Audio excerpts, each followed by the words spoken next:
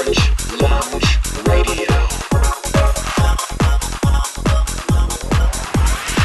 your hosts, Dark Sakura, Sky, and Loki.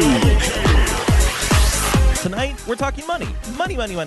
Some surprising financial developments have taken place. We've also joined this generation of gaming consoles. Our thoughts, your chat comments, calls, emails, and tweets on this episode of the show where every gamer has a voice. Orange Lounge Radio. Hello, my friends out there on the internet, and welcome back to another week of the show where every gamer has a voice. It is Orange Lounge Radio with this episode number 535 for January the 12th of 2014. My name is Rob Roberts, here to talk with you over the next few hours about video games, gaming culture, and the gamer lifestyle with my co-hosts. Unfortunately, not here tonight, the one and only Dark Sakura, or Jamie Summers. She unfortunately came down with a sinus infection today, so she felt with her new job starting very soon, she should probably take the night off, which I understand. She is, however, in our chat room, so if you want to say hi to her, she's commenting along with the show at live.vognetwork.com, but that's, of course, only for the live listeners. Sorry for the podcast, folks, but if you wanted to say hi to Jamie, you could always send an email, mailbag@orangeloungeradio.com. But we do have on the Skype line tonight, say hello, everybody, to Techmaster Loki. Hello. Hey, Loki, how you doing? I'm doing good. Still on Baby Watch. That's right. Still Loki Baby Watch 2013/14 still in effect. Although, tonight, and for those of you that have been tuned out for a little bit over the holidays, Loki's been joining us for about the past month over Skype because Mrs. Loki is in that last section of the baby-making phase where the baby's literally due any day now. Yeah, pretty much. I mean, she's at the point now where she's just waiting for labor to start. So she's off work, and if the baby doesn't come naturally next week, they're going to induce her a week from Monday. So one way or another, we will have a baby by the 20th. So you're going to have a Martin Luther King Jr. Day baby, possibly, quite possibly. I guess. Very, very, very interesting. Although it could be before too. So yeah, it's on or before, so anytime. This is very likely. I'm gonna. Should we place bets on this? I'm gonna bet before. I think the baby's gonna come during OLR's time slot. So it's gonna make it cancel out on the show at like 4:30 next week. So no, I'm fully expecting you probably won't be here next week. So this very well may be the last Loki show we have for a little bit, but.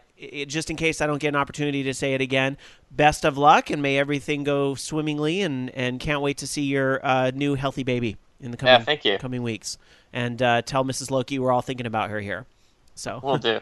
In the chat room over at live.vognetwork.com, Blackwolf says, are we placing salty bets on Loki baby? Quite possibly. SSJ 100 Matt says, I'm sure Nelly would love it if it happened during the show. And Dark Sakura is in our chat room, still having her voice at live.vognetwork.com, says, guys, this is Nelly. That baby has stubborn genes. Well, we've been trying everything, all the like home remedies to get the baby out. It's like, okay, spicy food. Nope, not really doing anything. Pineapple juice. Nope.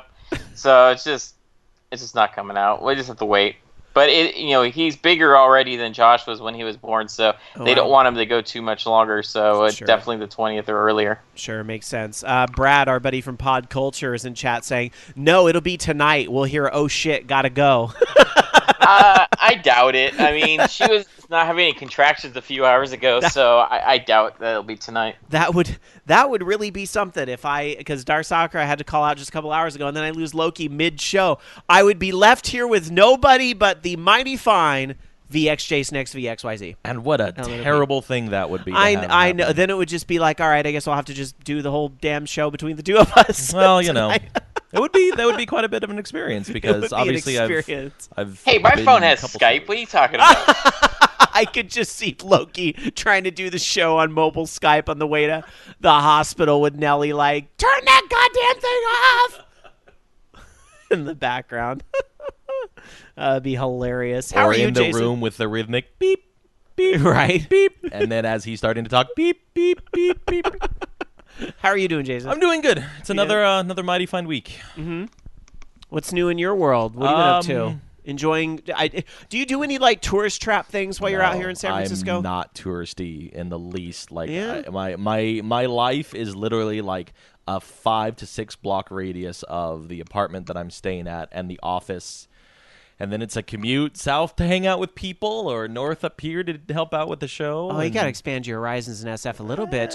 Pier 39. Come on, everybody's got to go there. No, I've done this kind of stuff before. My dad used to live in Gilroy, and I right. visited for a summer. So I did Alcatraz, I did Treasure Island, I did Pier 39, Fisherman's Wharf. I've been to these places whenever things are going on at work. I'm obviously I tag along so I can socialize with all my coworkers, immediate or not. And I've been through this kind of stuff. Left to my own choices, Fair enough. I have other things I want to do. And when I'm working away from town, like when I went to Phoenix last year was the big trip I took for work, I probably did the same thing where I didn't leave like a small little radius from where we were. And I mean, happens. The big difference with this now is that since I'm coming up on 2 years at work and also 2 years of coming out to the Bay Area, I kind of have my groove, and I've been having conversations with people about whether San Francisco / anywhere California is going to be home or not at some point. I don't think it is, but I'm definitely seeing the feasibility, if nothing else. I don't think I want to live here, but I see the fact that I can if I'm so inclined. And so I have my routines now. I have my office, I have my job that I go into. I come back and I'm starting to get into producing more and more content. Sure. And I'm taking advantage of, being able to do things while still being around people while I'm out here. Because as soon as I get back home, I'm 25 minutes. Yeah, I'm at least 25 minutes from any coworker, and only their houses. So it would be, it'd be like a pretty socially personal thing that I would have to make plans with to go do anything with them. And it'll just be a lot different. So the life of a telecommuter. So soaking it up as much as I can right now is That's really fair. the gist of it. That's fair. I understand. Talking about all the Pier 39 kind of made me think of back when Orange Lounge Radio was a station. And one of my favorite days was the day we broadcast from the DDR tournament that was at Pier 39. We actually were live like all day long. We haven't really done anything like that in a very, very long time, but I can't think of the last time we were like live for like an entire day outside of maybe the marathon episode and maybe like an E3 thing or something. But that would be, back when we were with, other, it wasn't just us, it was like other shows coming together to do that. But I remember that Pier 39 DDR tournament was quite an experience. I had a good time. How did you even do it back in the days of like Isn't- shitty wireless feeds Isn't and that everything else? funny? Like now you look back and you go, how the hell did we pull that off? Well, we have tethering, we have MiFi's. Back then, we had to plug our computers into things for internet. I guess the arcade was a really good sport about it, and they thought it was really cool exposure for them to be able to say that something like that was happening, and they had like a DSL was like all the rage. Right. It was a really, really, really long Ethernet cable. I remember they had to run it. We had to go to Radio Shack and get like a 50-foot Ethernet cable. It was huge, and ran it that way. And keep in mind, Orange Lounge Radio was running our big thing right when we first launched. We were a modem friendly. We were a 288K friendly dial-up radio station. So that was There's still some relevance of that. It's happening all over again because cell phone speeds, cellular connections are not always terribly fast in all parts of the U.S. and outside of the U.S. as well, where we do have listeners. Yeah, that's true. That's true. But how times have changed.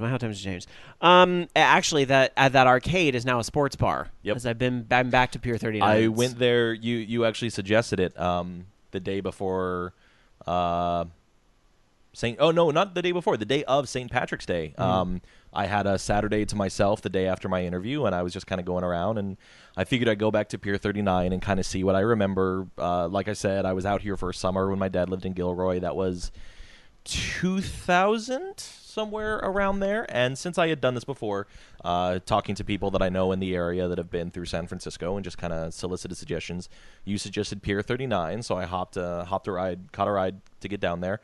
And it was not a bad sports bar. There were still some pretty cool, good-looking and well-maintained arcade machines. No music games, not even a little bit. No, but you got but to have your Deer Hunter game, your requisite Deer Hunter game. I want to say they had one of the new Terminator Rise of the Machines, whatever it is, and obviously the obligatory basketball, hoops, skee ball type thing. Sure. But the takeaway is that they actually seemed to be taking care of the machines because they looked pretty good. All the screens were fine. There was no signs taped up over the coin mechs or on the screens or anything like that. still a worthwhile place to go if you find yourself walking up and down the pier. All right. Well, let's. As much as fun it is to talk about tourist traps and the fair amount of arcade games you may find at them, we should probably go back to talking about gaming. I want to get into our kickoff topic tonight, and then we'll get into our gaming weeks and all that good stuff. So, hey, my kickoff topic tonight, I literally have it on the show roll. Tonight's kickoff topic is ass and titties. Ass and titties. Ass and titties. Ass and titties. Ass and titties. Okay, here's the thing, though. No, really. No, hold it. Don't change the station. Don't change the station. This does relate to gaming. No one's changing the station when you say the kickoff topic is They're ass turning and it titties. up. We're going to talk about ass and titties, They're everybody. trying to find the webcam stream. Okay, so here's the thing. Not my ass and titties. Hold on. Okay, here's the thing. In all seriousness, and yes, we are going to talk about ass and titties because last week I made a big deal on the show about, hey guys, I finally jumped the shark and I ordered my PlayStation 4, and my PlayStation 4 will be here on Tuesday. So sure enough, there's the new parallelogram is sitting on the TV stand. My PlayStation 4 is all hooked up and with all its gaming goodness, and I've had a good old time on the PlayStation 4 this week. So which console did you end up removing? Oh yes, I was playing Television Stand Survivor on Twitter this week, where one of the consoles got voted off the island. The Xbox 360 was voted off the island.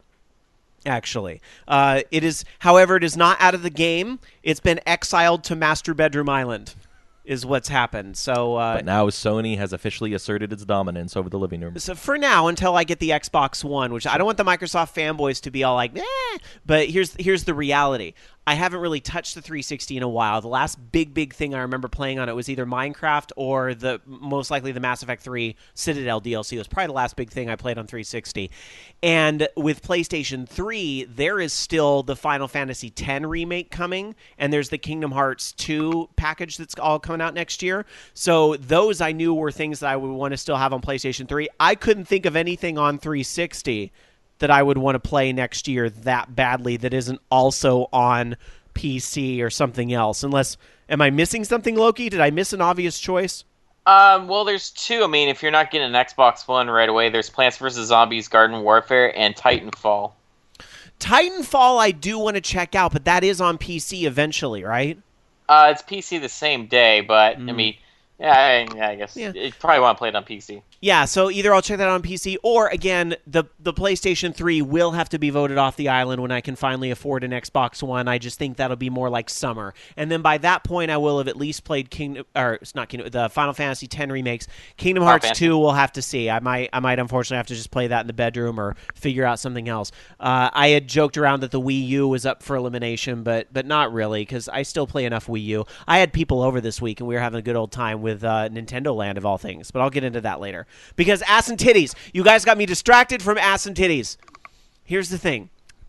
Miracles do happen sometimes. On the PlayStation 4, I'm sure y'all know one of the big features on the PlayStation 4 is that you can live stream your games. We've even talked about this on the show, that it's not only the games that you can stream, but people have figured out that they can stream from Playroom, which is just kind of the play space, if you will, the camera area where you have just silly little, like, make robots spawn and interact with. They have silly little things like this with Kinect too. There was on Xbox, they had something very similar to this. They even showed it off at 1E3, and I don't remember the name of it. Do you remember the name of the Kinect showroom that they had? They have like a Kinect. I forget what it was. They have some sort of Kinect party thing. Yeah. They've got, I don't know if it is Kinect Party. It was all download. They had something, just somebody in chat will yell it out over at live.vognetwork.com soon enough. So I'm screwing around, and I'm looking at the PlayStation 4 live streams, and one thing I noticed right away, it is really easy to just, you power up the PlayStation 4, and it's all integrated. Like, your little bar shows up that shows all the little games that you have downloaded, and the PlayStation Store or the Netflix Amazon link and all that stuff, and then PlayStation 4 Live. So you go in there and you will automatically see what the top channels are. And so I've been just kind of looking around and seeing what people are doing in the Playroom streams, and I'll tell you what, it is a real toilet bowl of the internet. What's going on in those Playroom streams? Last night, I kid you not, I'm not making this up. I actually was playing around with the stream, because the Vita will live stream from your PlayStation 4. Like you can actually do the whole second screen thing. It's like very similar to the Wii U and the Wii, and it works very well. I was very impressed with that. So I was lying in bed about to go to sleep, and I'm playing around on the Vita, and I'm doing the PlayStation 4, and I'm looking at the live streams, and I tune into this channel that has 500 viewers that's just called like Party or something like that. And it's these 3 bros and 1 girl that are in a room, and I can't really understand what they're making out because, you know, they're all loud and boisterous, and those microphones are pretty sensitive, so all I can hear is, you know, they're all kind of laughing. Well, suddenly, the girl gets up, walks over to the camera, pulls down her top, plays, like does the whole little, like, you know, the ending of Elvira where she, like, spins her titties around a little bit, like, she does that. She does, I don't mean to be, like, too explicit, y'all, but this is, like this is unfolding in front of my eyes. I was like, oh, my God, this is really happening on PlayStation 4. She picks up one of her boobs and starts licking it, and that whole thing, and does these very explicit types of things on the TV, and then she laughs and goes back and sits down. And I'm just thinking... But what were the robots doing at this time? Somehow the robots weren't there. I don't know how that happened. So then I changed... I was like, okay. So I changed the channel... And I look at somebody. There's somebody else's stream, and it's called. I was like, wow, there's all this like boobs, and Alan and I were kind of joking, like, are there any dudes that are getting naked on there? So sure enough, we see a channel that's called like workout session or workout with me or something. So we go to the room, and it's this dude that's sitting there, and he's wearing nothing but gym shorts, right?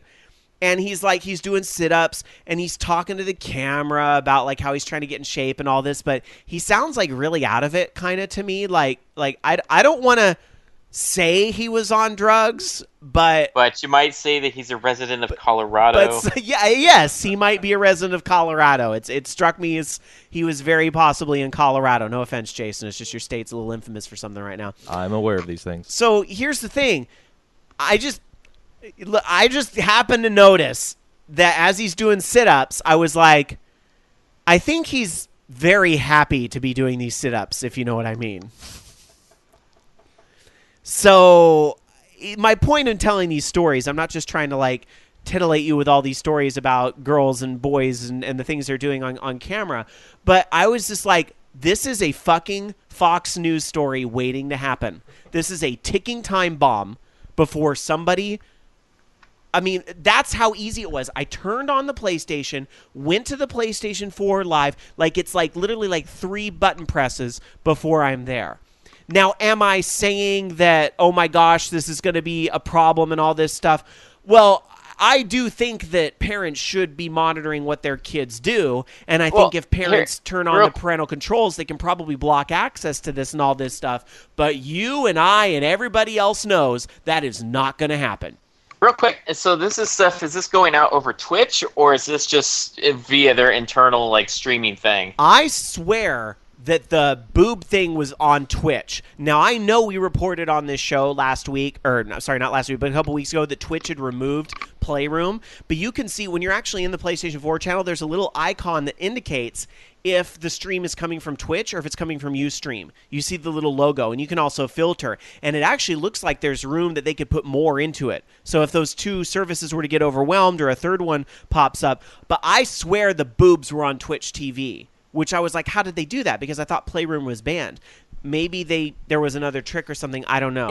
It's not that it's banned. It's that it's delisted from the directory on the website, is my understanding. Oh. So the PS4, you can still get everything that's being streamed from other PS4s. But if you were to get on your computer, go to twitch.tv and search for the game Playroom, it will not show up. That makes a lot more sense. You can probably still, even if you know the name of the account, I assume that you can still watch the channel from your computer. Mm-hmm. But to browse to it and find it is too much of a liability that they delisted it.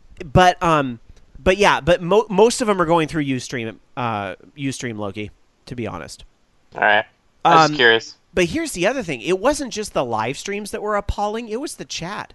The chat was just like I was almost offended and appalled by what I was seeing in chat. Like when that girl was showing her boobs and everything, like all the chat was like, show your pussy was basically what they were saying in chat. And I'm sitting there going, And it wasn't just like show your pussy. It was like show your pussy, you fucking whore, and show, you fat slut and all this stuff. And I'm just like, this is gross. This is gross behavior. And like it's like one of those train wrecks. Like I should not be watching this. I should not be supporting this. This is dirty. This is wrong. But it's like you can't look away. So I'm just thinking to myself, I'm like, this is a Fox News nightmare waiting to happen. And it's all going to get blamed on PlayStation 4, and this is not going to end pretty. Because there's a part of me that's really excited about the potential of like what this could do for I'm a big champion of independent broadcasting and independent stuff.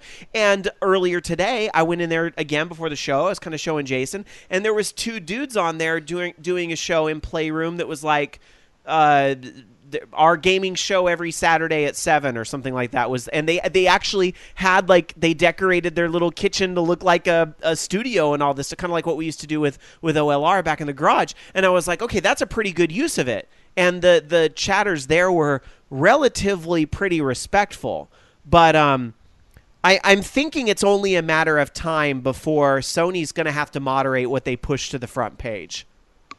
You know what I mean? Like yeah, it's something else. Bobby Blackwolf in our chat room at live.vognetwork.com says, I used the Twitch Xbox One app, and they had the Playroom in the list of games, but there were no games in there. I saw a Playroom stream 2 days ago with a woman, and she was playing with her kid, and she was responding to all the nasty comments.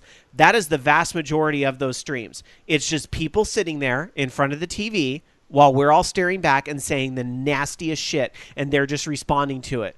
And they just watch the chat go by and respond. And this is like, is this what gaming has become?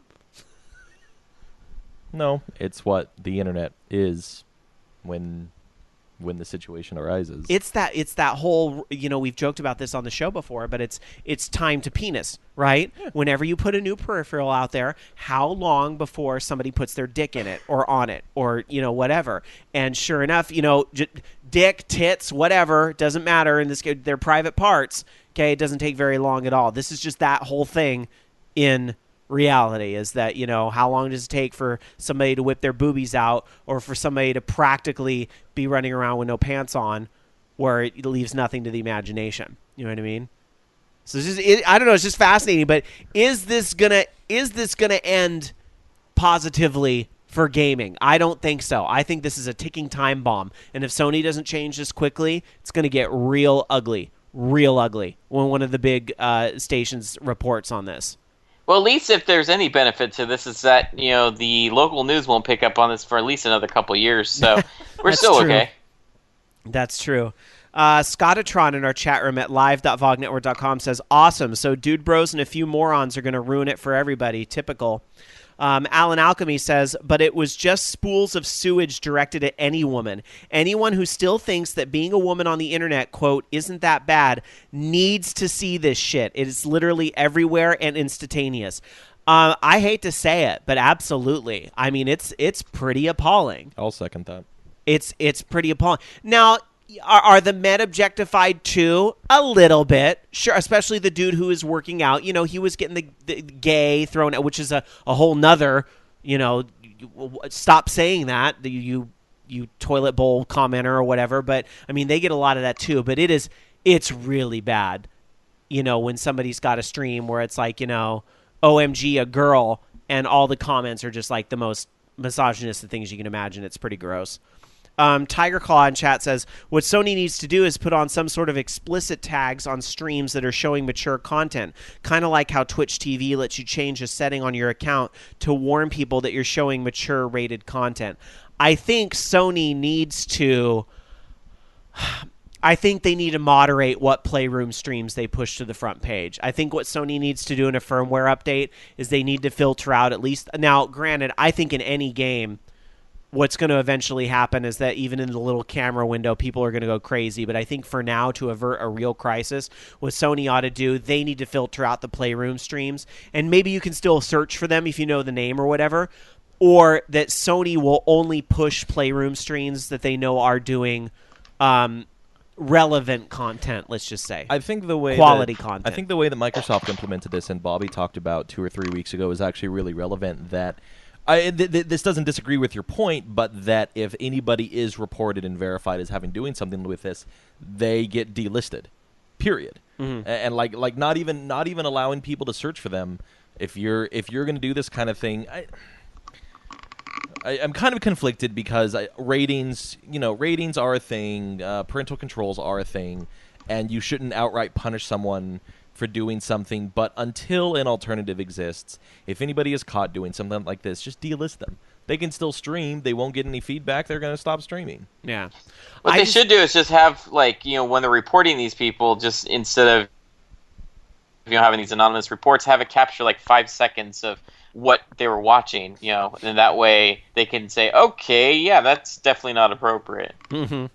I'll go a funny step further and say that when one user reports a second user, that second the first user should not be able to see the second user anymore at all, just to prevent, like, it's still on, I'm going to report him again even if nothing's going on. And that's diving down a whole nother rabbit hole. But the only concern I have, and maybe I'm being a little too tinfoil hat-ish with this, but I just kind of see the reality of this as it's as easy for me to see tits on my PlayStation 4 like I did last night.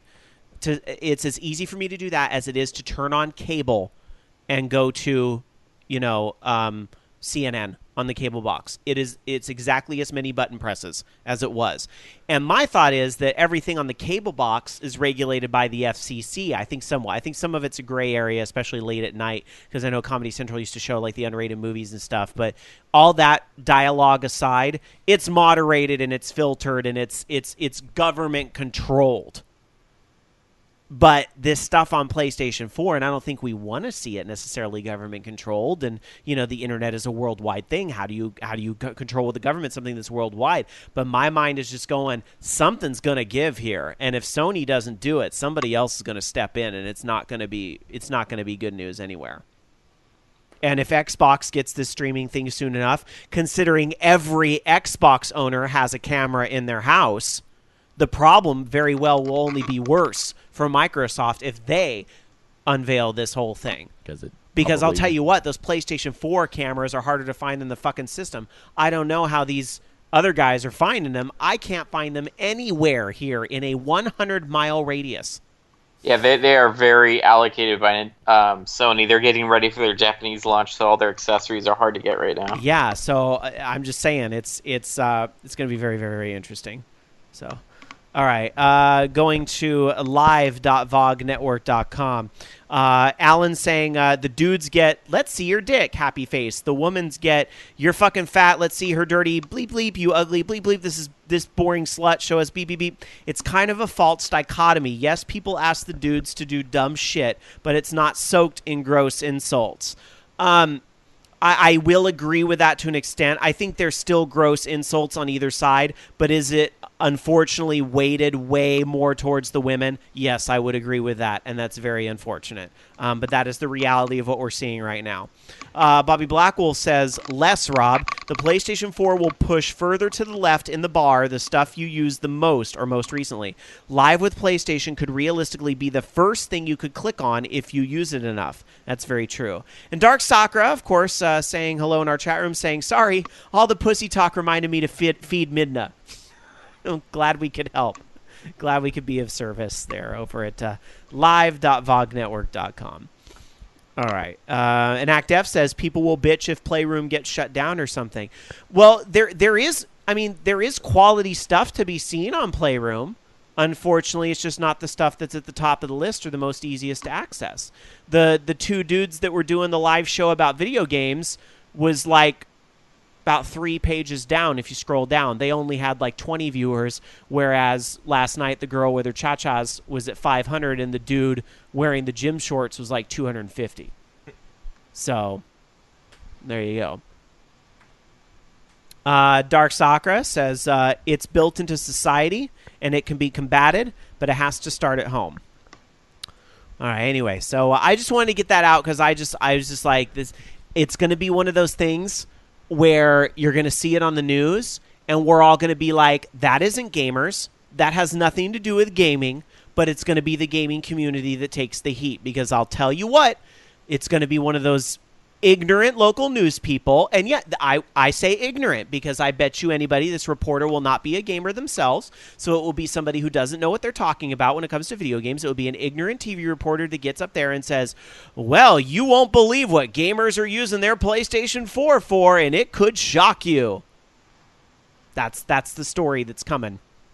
And it's going to be like, I bought my kid this, console for his birthday, and this is the filth he saw immediately when powering it up. He came calling back to me and saying, "Mommy, I don't know what's going on." It's going to be like one of those, just like all those porn on the 3DS stories. Tall in our chat room at live.vognetwork.com with a very firm comment here that I think is important to address says, I would disagree. This is a part of gaming culture. Despite what I just said, unfortunately, I do think he's right a little bit. I think it's a part of human culture. This is by no means a specific thing whatsoever. That's very true. You will find it everywhere because it is human life. It is a very ugly pointing the mirror at ourselves as a society in a way. Yeah. That's a very good point. But certainly you see a lot of that in the game, just the way that women have been treated in the past and the insults that people hurl at each other on Xbox Live. I mean, that all has been a part of gaming culture. But you're right. That's almost part of human culture as it is too, unfortunately. Cosplay circles, anime in general, anime, unfortunately, kind of especially because of the subject of the show, anime and manga both. But also there's an argument to be made with gaming is that with the improvements in realism and everything else that technology is being used to benefit gaming is also making this thing more accessible, easier, for better or for worse. Heavy stuff. I don't know if there's an easy answer to this, and I'm glad I'm not the guy that has to make these sorts of decisions, but it's going to be fascinating to see how this next year plays out with these consoles. If you have further thoughts, please feel free to email us, mailbag@orangelaunchradio.com, or you can also tweet us, twitter.com/OLR. I'll tell you this. I had that before I even saw the guys doing their little gaming show. I had that idea where I was like, dude, if I got one of those PlayStation cameras, we could do OLR through the PlayStation, and we would easily be able to be like in the top, and it would be like a whole new audience. We get all these new listeners. Oh my gosh, it would be great. But then I'm thinking in the back of my head, after I'm watching some of these streams, honest to God, my reaction was, do I want some of these people listening to OLR? I don't think it's a bad idea, to be honest. I mean, yeah, there's going to be idiots and stuff, but they won't stick around. They may show up for a little bit, but then they're like, oh, hey, someone's showing their ass on this one, and then they're big gone. True. And I would just hide the chat, because in PlayStation 4 you can either shrink your screen down so you can see the chat, or you can just have your thing be full screen. And I would honestly probably just have it full screen with it written on the whiteboard or something. To join chat, go to our moderated chat room. But I don't know. I mean, again, I'm brainstorming aloud. This is nothing we're actually thinking of doing. But I'm sure there's a lot of other podcasters having the same thought. I don't think I'm some type of genius who thought of this idea first or something. No, absolutely not. I think a lot of people are weighing, how can I use this technology to do my thing? So. And one last little bit of this is that it doesn't even take anything particularly specific for this to happen. I was watching the wrap up of Awesome Games Done Quick last night, and as they were finishing their official broadcast stream, there's a thing in the speedrunning community, probably maybe the game streaming community in large, where they take a featured stream with a lot of viewers, and they want to pay it forward, so to speak. They want to take the traffic and send it on somebody else that's worthy. Awesome Games Done Quick was wrapping up, and so they wanted to send it to another guy that they recognized with good Super Metroid speedrunning talents. And so there was a person transcribing stuff on the screen. He accidentally linked to somebody else that was playing Legend of Zelda NES. And I pop over to the channel because I'm kind of curious, thinking it was going to be Super Metroid. And it's just dude sitting on his chair, full screened, majority screen, playing Legend of Zelda. And first of all, the chat was scrolling 10 million miles a second. But second, there was also approachingly raunchy stuff. Mob mentality, I guess, sort of thing. Just kind of like the fact that they were trying to have their second to shine. They were trying to have their moment, and they were trying to one up the other people that were saying specific things. And he was just, and the guy that was playing when he noticed that his screen was scrolling by, he kind of walked up to the camera, whoa, and then just kind of went back to playing the game, and something probably happened like 10, 20, 30 minutes later whenever there was a lull in gameplay. But literally nothing was happening except somebody was playing Legend of Zelda NES, of all things. And people come in and just start going crazy, expressing themselves in a matter of speaking. You know, I'm glad you bring up, though, the whole awesome games done quick thing, because obviously what they accomplished over the weekend, well, over the week, really, was a really cool feat, because they ended up raising $1 million+ for cancer research. 2 times their target for the week. So thank you for bringing that up, because I think that brings a very nice little bookend to this story about the cesspool of live streaming and the bad that comes from it. And then we have this really great, but we can't throw it all away because there's these great things that come from it too. I mean, that whole thing is a direct, kind of reflection of the live streaming culture as well, is that, thanks to that, you've raised all that money, and that's the real good that can come out of this too. So, just things to think about. It's not all bad, I guess, is my point. In fact, there's some real good stuff coming out of it. As with anything, people can take advantage of it for better, and people can exploit it for worse. Very true. Very true. All right. Anyhow, let's get into how was your gaming week and types of video games that you've been playing this week. You want to finish off your week, Rob? I guess I should start, huh? Since Jamie's not here, and I did bring up PlayStation 4, right? Okay. So going into our gaming weeks, my gaming week. So yes, I got a PlayStation 4, and besides all the stuff I just brought up, I have been playing some games on it. You know what's funny? I actually don't have any disc-based games right now. I'm going to be getting some. A friend of mine's getting me a good deal on a couple games, but right now I'm just kind of enjoying what's able to be downloaded on the PlayStation Store and what's available through PlayStation Plus.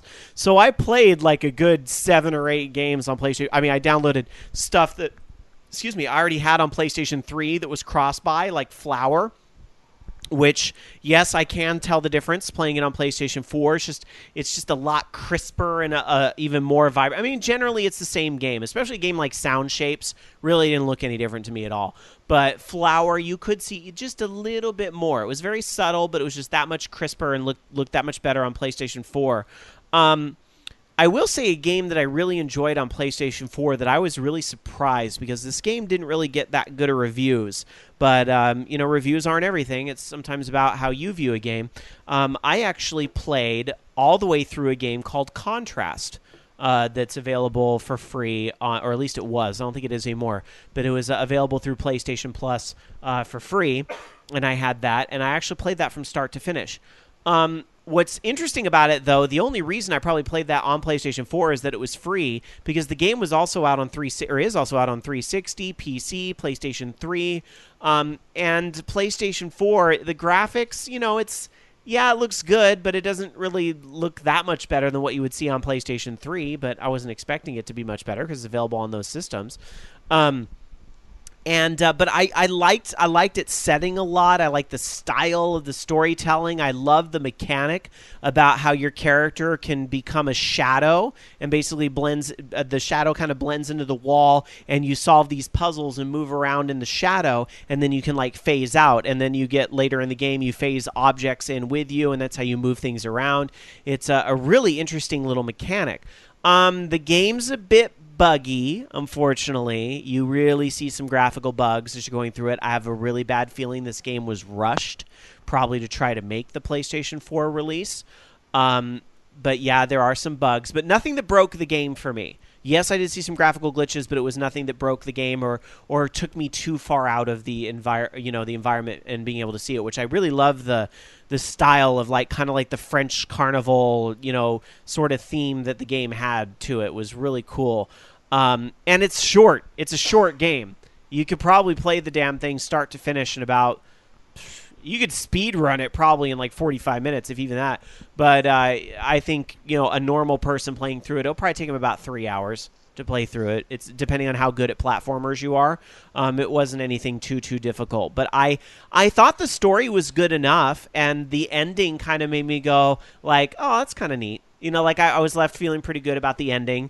Even though in the last section I was like, all right, they're trying to wrap things up pretty quick. So I think it was a little bit rushed, which is, too bad. But I for the most part, I enjoyed the game, especially for the price of free, and I enjoyed my time with it. So yeah, I did play through that start to finish. I also played Resogun, which I know a lot of people on PlayStation 4 are playing.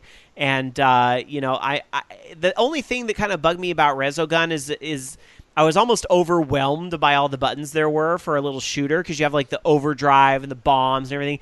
And I don't think the tutorial in the game is really that good.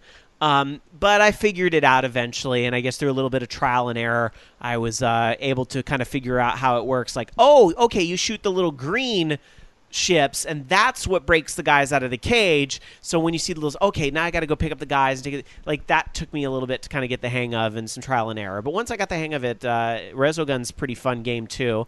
And then one other game that I've been playing. Well, I've been playing the 2 pinball games, of course, but those I've already talked about on prior episodes of the show. I would say the one other game I've been playing a little bit of on PlayStation 4 is Don't Starve, which is the free game right now for January, which, of course, is also available on Steam. A lot of people playing that on the PC. Don't Starve is kind of neat because it's almost, in some ways, it's kind of like Minecraft, where you're trying to go around the world and, collect things and craft, and you've got to do things so that the creepers don't get you in the middle of the night. It's almost like that same type of thing, except it's more in a 2D world. But I don't want to make people think it's Terraria, because it's not. It plays a lot more like a overhead, kind of like Zelda-esque, if you will, type of game. But you're like gathering things and crafting and trying to survive through the night type of thing. The only thing that bugged me about Don't Starve, and some people are going to criticize me for this viewpoint, but I don't care because it's my viewpoint, and this bugs me about games. The game had no tutorial, no explanation, nothing. Just throws you in, and you got to figure it out. Which I understand that that's the charm of some games, and some games kind of are better for that. But I'm going to be honest with you guys. I didn't like Minecraft for the longest time because of that exact same thing. When I first played Minecraft, I was like, what the fuck am I supposed to do? What the hell is this? What am I supposed to do in this game? What's the point? It wasn't until I played it on the 360 that had a short 5-minute tutorial thing where I was like, oh, all right, this isn't so bad. I get this now. Oh, Minecraft's actually kind of fun. I think Don't Starve, although I get that the whole joke is, the object of the game, Rob, is don't starve. Okay, yeah, I get that. But I think even just like a little short explanation about like, this is what the game, this is what you're supposed to be doing, would have helped a little bit. But not everybody's going to agree with me there. Some will argue but that's the whole charm of the game is being able to see it kind of unfold what the game really is as you're playing. But I'm going to tell you, in my mind, that was a little bit of a hindrance in the beginning. And sure enough, there's Bobby in the chat room saying they said that was by design, the lack of a tutorial. Well, I'm saying that was not a good design choice, in my opinion, and I'm entitled to my opinion. He's also saying that the PS4 counterparts of Contrast and Flower, both compared to the PS3, and in the case of Contrast, the 360 version, are both maintain frame rate and smoothness much better. Oh, really? Versions, which is interesting because I always seem to remember new consoles, especially new architectures, kind of lagging in certain ways and not being able to keep up just because the optimizations and efficiencies haven't really been worked out. Mm-hmm. But apparently that's not the case for these. Okay, at least somebody agrees with me in chat. Fifth Dream says, yeah, I can't get a hold on Don't Starve, and I don't feel like going to GameFAQs to get a manual. That's how I feel. Let's see. SSG 100 Matt says, I'm glad you enjoyed it, though, Rob. Yeah, I had a hard time figuring it at first. If it weren't for me playing it at PAX East and watching others play it, I wouldn't have gotten it either. So there you go. Yeah, I did. I did play a little more, and I was starting to get into it. I was like, okay, I get it a little more, but it's one of those games I need to go back and play more. Because honestly, I played Don't Starve for maybe an hour or so, but then I was like, I need to go back and finish Contrast. So I did. So, otherwise, PC, I've still been playing a lot on PC. I know I've been going on and on, but I've actually been doing a lot of gaming this week. I just want to give a shout out to this game as well because I was playing an awful lot of it this week and continue to play Path of Exile, which is the free-to-play game that's an awful lot like Diablo. But I think I think Path of Exile is a better game than Diablo 3. And one of the things that they do that Diablo doesn't do is that they do these races. They do these league races. And I did my first race this week where it was a 1 hour. It's called 1 Hour Endless Ledge, where you would play the ledge levels of the game that were like just over and over. There was no caves or anything. You just play those levels over and over. And it was who could level the highest, in an hour. And I did, You know, it was my first time. I didn't do that great, but I didn't die. It's all in hardcore mode, and I got to level 12 or 13 without dying. Now the people that were doing really well with it got all the way to like level 26 and so forth. So I ended up maybe in the middle of the pack, a bunch of dead above a bunch of dead characters, but I was still pleased with my progress, and I had fun with it, which is the most important part. So, if you like roguelikes, Diablo games, you really owe it to yourself to try Path of Exile. That game is great, and I can't believe it's free. All of the microtransactions are either like additional inventory space or cosmetic things, and they've been making it work because people have been supporting them after playing a lot of the games. That's great. So, all right. Over at live.vognetwork.com, Nate432 says, is Killzone any good to get through for PlayStation 4? Again, I don't have any disc-based games yet. That's probably in the next week. I'll have some of those. I've been hearing good things about Killzone, but that is not on my... I have not checked it out myself yet, so I really couldn't say anything about that game. Dark Sakura in our chat room reminding us, speaking of Diablo-like games, Torchlight 2 is on sale right now. Torchlight 2 is also a really, really great game in that same family as like Diablo 3 and Path of Exile and so forth, and that's really good. Okay, I've yammered on enough. There was even more stuff I played, but I've yammered on plenty. Let's go to some more gaming weeks. Loki, how was your gaming week? Well, let's see. This week I played a little bit of Minecraft. In fact, right now I'm spying on the people playing Minecraft right now on the VOG Network server, thanks to the dynamic map that we have on there. So I did play that too, and that good time. I'm glad to see more people are using it this time. It's great. Yeah, we got 3 people on there right now, so that's awesome. That's fantastic. So I've been doing that. I'm actually doing some planning and stuff, just trying to I was trying to fix the mob arena thing that we have in there, so doing new classes for that. And one of the things that kind of came across today is I may force upon everybody a resource pack, which will adjust some of the skins in the game to maybe change some of the weapons they have, firing other objects instead of making them look like hose. It'll look like a gun or something. So I may put that into effect at some point. So I have that, and then what else did I play? I played a ton of different things, actually. I played Grand Theft Auto 5 this week. I went back and played some of the online in there, and so far so good there. I leveled up to like 42, I think, on Xbox, and so played through that, and then passed my first survival mode in there, so that was pretty cool. I played a little bit of Child of Eden, because I'd actually bought the digital version off eBay for like $6 a while back using some of my eBay points or whatever. And so I actually played that a little bit because Josh wanted to see me play games, and he wanted to see that game. So I'm like, okay, fine, we'll play that. And so played that a little bit. It's still fun. And I also tried... There was a couple indie games I checked out. I did play Time Viking and Space Raptor, which is... It's silly and cheap, but great music in it. So fun little $1 indie game that you can buy. I noticed that like most of the indie games on Xbox Live Indie Games, as far as like the top ranked ones, they're all Minecraft type games or some sort of deathmatch type games. It's Avatar deathmatches or Minecraft. That's everything. Minecraft games are the new Hello World for game development. Pretty much. Let's see. I was going to say also, what else did I play? Played a little bit of Call of Duty, and actually went back this week also and was working a little bit on Saints Row 4, so I played through that a bit. What else? I was redeeming some more Steam codes that I've been sitting on for a while from some old Humble Bundles, so I'm now up to 197 games.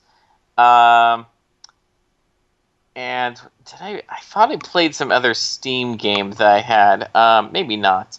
But I'm going to try to get through this backlog of games I have maybe this year and try to play at least everything once. All right, well, good luck in that goal, especially trying to get through that huge Steam library I know you've got going on there. Yeah. A lot of discussion in our chat room over at live.vognetwork.com around Torchlight 2. There's a couple people interested in it while it's still on that Steam sale, so I see a few people kind of jumping on that, so that's pretty good. Let's see. Fifth Dream says, I got Child of Eden physical copy for like $4. I haven't played much yet, though, so... Looks like you can find that on pretty good sales at some places. Before we get into Jason and what he's been playing this week, Dark Sakura wanted me to pass along because Dark Sakura wanted to talk about her gaming week with y'all. Of course. And so Dark Sakura did not She go obviously sent you a virus over IRC. She has passed me her sinus infection somehow through the inner tubes. Dark Sakura says Animal Crossing and My Japanese Coach she's been playing, and Russian Dancing Men, a.k.a. Weeble Stuff version of Vib Ribbon. I have no. She was talking about that last week. I've never heard of that. That's kind of neat. Well, it wasn't exactly a big topic, but she said it was coming out and she needed to play some of it this week. Gotcha. So she did. And Dark Sakura says, and Minecraft, my Normandy is amazing. Yeah, I know. When I logged into Minecraft, I went into the VOG server this week, and I saw that Normandy that you guys built, Dark Sakura. That is damn impressive. It's huge. Is a huge Normandy, that ship. But the only problem with the Normandy is there's no door on it. So yeah. The only way to get in, somebody finally cut a hole in the ceiling. So I noticed it when I was flying over. I was like, oh, somebody put a hole in the ceiling. So I went in. I was like, damn, this thing is huge. So that was very impressive. In fact, I think even somebody had left a sign that said, holy shit. And so I left another sign that just pointed at it and said this. I'm with stupid? Yeah, something like that. So, well, let me be honest. I didn't actually make that. It's a schematic file. I just was testing out one of the plugins I have, which is like a little NPC character that goes around and builds stuff off a schematic. So, I mean, I don't want to have like 50 Normandies, though, on the map. So that's, why I'm not saying how to do it. But, I will have different schematic files that people will be able to generate. You can actually do it instantly with World Edit, but it's more fun watching an NPC run back and forth and actually build it block by block. But I don't know. No, that is I would like to see that in progress sometime. That's pretty cool. So there's Dark Sakura's Game Week. All right, now we can go to Jason. Jason, how was your Gaming Week? Since it's been forever since I've played it, and since I'm a little bit interested in a lot of the stuff that's been added in, I actually went back to Minecraft.net and downloaded the client again, and I didn't do anything else with it. So I didn't play Minecraft this week. I actually jumped into this this generation of console gaming. For a long time now, The Office has a couple of Xbox 360s, a couple PS3s, and more often than not, the game that a bunch of my coworkers play is FIFA. Earlier in the week, last week, or Friday the week before, sometime very recently, I walked into our little gaming section of The Office, and there was a whole bunch of green boxes stacked in one of the chairs. And I walked over to it, wondering what it was, because it seemed kind of familiar, and sure enough, it was an Xbox One and 2 controllers. While I'm still in the office, we'll have all 4, and I can actually put the controller that I bought for myself to use. When the system by itself came in, there was only Forza. We're left to our own accounts, so if I want to buy any games and be able to play them there, I can. I didn't. I downloaded Dead Rising, Killer Instinct, and what was the other demo? Lego Marvel, but I didn't actually get a chance to play that. So since Forza was the only title there, and I was interested in checking it out, I got the whole system set up, which was kind of a nightmare because when you turn on the system, you get a picture of the controller and a little pulsating thing over the guide button or whatever they're calling it this generation. And then it'll also start showing you the pair button on top if you have to pair it with the system. So I did that, and it recognized that the controller connected, but then then the controller would zoom in, and there would be a pulsating light over the A button. And I hit it, and it didn't do anything. So I tried the other controllers. They synced, but the A button didn't do anything. TLDR, I reset that console probably 6 to 7 times. Just restarted, not like deleted everything and started all over. I restarted that console at least 6 times before I could actually get the controller to sync and start, it to join the wireless. To its credit, the entertainment center that we have in the room is basically like a gigantic shielded cage, so we had to wind up setting the one on top of it so that it could get enough signal to play. But then there was the 500 meg firmware patch, initial firmware patch that took longer to download than it should have, even after we resolved the wireless problems. A couple strange connectivity issues that because we use the wireless at work, I'm pretty damn sure is a 360's fault and not ours, but I digress. It was a hassle. It took 2 to 3 hours process that was completely nonsensical. I don't expect it to happen again if and when I actually wind up buying that console this generation. Okay, Forza, really, really, really good looking. Black Wolf made a comment when he was talking about this game a couple weeks ago that the outrage, the worst thing of Forza is the crowd, and they look flat, because I think they actually are, or certainly they don't have body depth. And he said it wasn't a big deal because you don't focus on the crowd. I'm going to disagree with that, because when I was playing, whenever I play a driving game, I will either play over the shoulder bird's eye style, or I will play in the car itself. What other ways are there, Jason? There's technically, so the difference is dog style, hanging out the side window. Ace Ventura cracked windshield style. That's the first time I've heard dog style used in a clean context. I was trying to quip that myself as well. So to be fair, there's 2 in-car views with car decoration, without car decoration, and there's various levels like Daytona had the 4 styles. It's basically, those really are the only 2 ways, and it's just the angle. In the beginning, Jason, it just kind of sounded like in-car, out of the car. Yeah, sometimes I like to be inside, and sometimes I like to be outside. From space, RC style. Sometimes I like warm weather, and sometimes I like cold weather. Sometimes I'm in the front seat, sometimes in the back seat. It's Sunday. Anyway. So I was playing in the driver's seat, and the track that I remember most vividly is the Top Gear test course, and the announcers, they're all over that game. And the people stick out like a sore thumb. Their colors are a little bit off. And when you're coming up, you're coming into a turn that's practically a U-turn, and so you come in on one side of the people, wrap around them, and head off. And when they don't rotate, or when you should be able to see the depth of the people and they look off, it's distracting. Maybe that means I'm not paying enough attention to the road. Probably true, but I still picked up to it. If it's obvious enough, though, that you kind of look at, and I've done this in games before, where it's like maybe it's not really a big deal, but I'll kind of look at it and go, okay, that looks weird and out of place. Yeah. I've definitely done that before. Well, when they're putting in the effort to model all of the raindrops on the car and all the different reflections and stuff, but they can't spend a couple polygons extra on the people. To be fair, there are probably thousands, but the comparison you're making is very relevant. Did it ruin the game, Joe? Oh, hell Jason? no. No, okay. It absolutely did not. It stuck out, and it was maybe you also... just wanted to disagree with one of Bobby's points here on the show. I am totally okay with that, Jason. It was... Love you, Bobby. And at the same time, I also knew about it leading in, so, I did see that. Whatever. Confirmation bias. I don't know. But it was still an absolutely gorgeous game. I had a whole bunch of fun with it, to the extent that I can have fun with a simulation racer. I'm very much more of an arcade racer. I played around with a coworker where I turned all of the assists off. That game sucked. without anti-lock braking and the guide arrow. One little piece of disappointment that I learned is that I thought, so when I started playing the game, I knew there was a little bit of assistances in braking, automatic transmission, all that kind of stuff. But it wasn't until I raced a coworker that I found out that straight up braking is assisted for you too. That kind of disappointed me, because that's well over half the challenge of racing is appropriate braking for drifting and turns and all that. Can you turn it off bit by bit though? Yes, I remember, absolutely. I was like, in Forza Horizon, you could choose what assists you wanted. I'm also There's brakes in this game? What was that?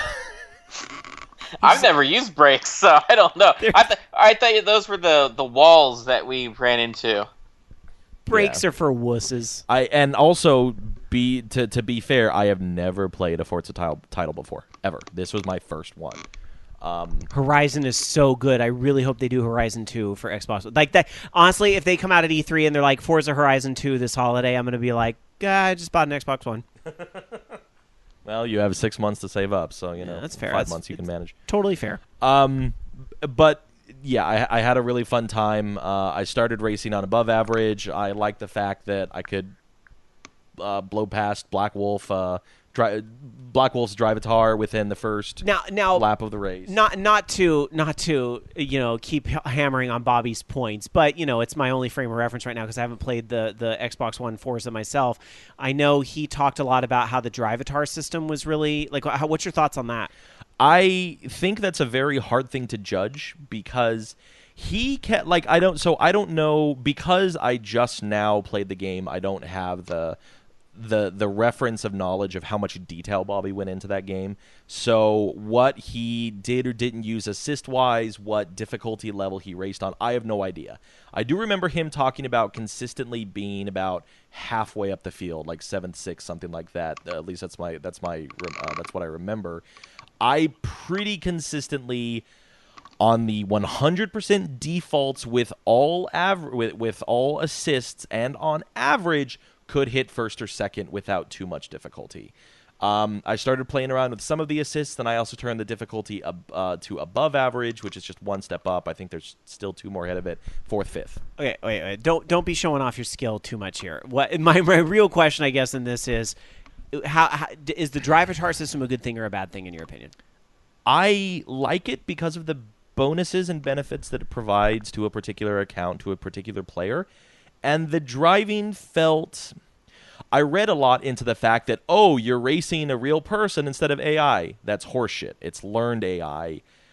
But it still felt right because there were still the right kind of challenges and the differences between the tracks that people would take. It wasn't just 12 competing cars on the perfect guideline, and they would actually take insides and outsides when they may not necessarily, when they shouldn't necessarily do that.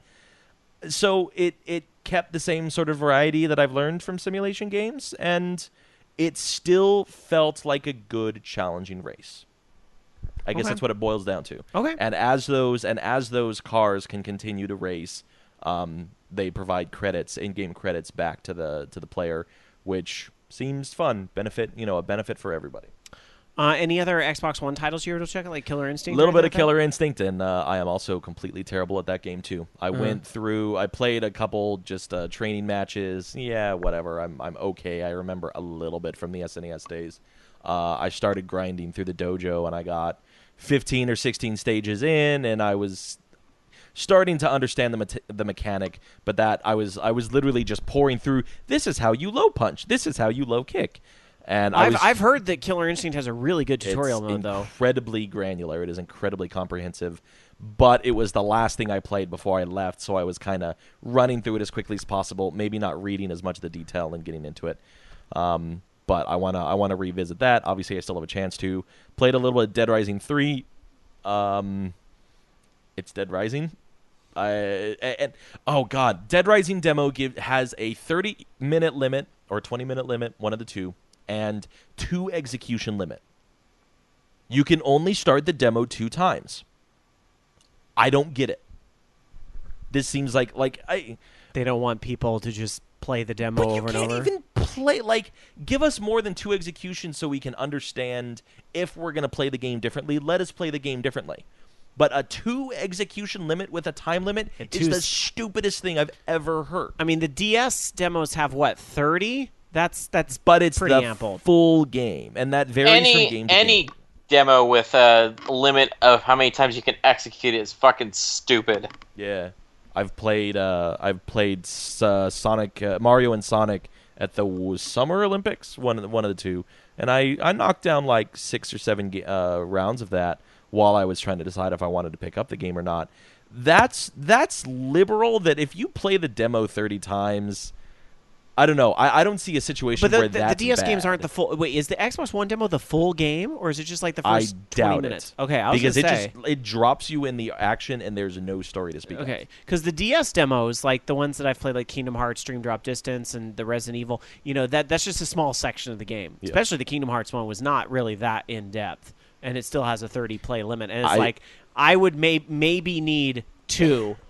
but I honestly got a feel for this off 1. I don't know what the character's name is. I don't know why he's doing what he's doing. I don't know where it's taking place because I don't think it was Willamette or gotcha. No, it is. It's a whole separate story. Yeah, and I kind of gleaned a little bit just from the communication that's happening and whatnot. But there are no details of the game. They just start you, which is great.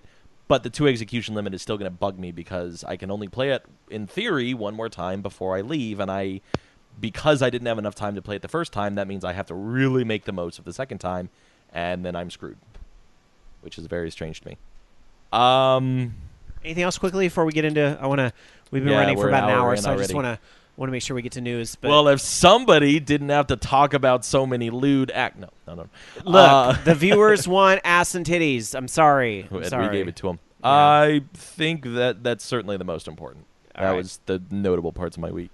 Although I would like to hear more about Xbox One. I'm gonna have to come visit and see it in action. Do it. Because I really did not get a feel for PlayStation 4 until I really got to see it in action, which honestly wasn't until I really got one myself and just got to really see how the interface has just. And I imagine this has got to be the same on Xbox One. It's the same for everything. How can you take something in when you're not in your own comfort zone to sit down there and take it all in? Exactly. But one thing I noticed about PlayStation 4, and I'm sure you noticed this about Xbox One, is that there was a lot that I was doing on PlayStation 4. I was like, oh, this is what PlayStation 3 needed to do.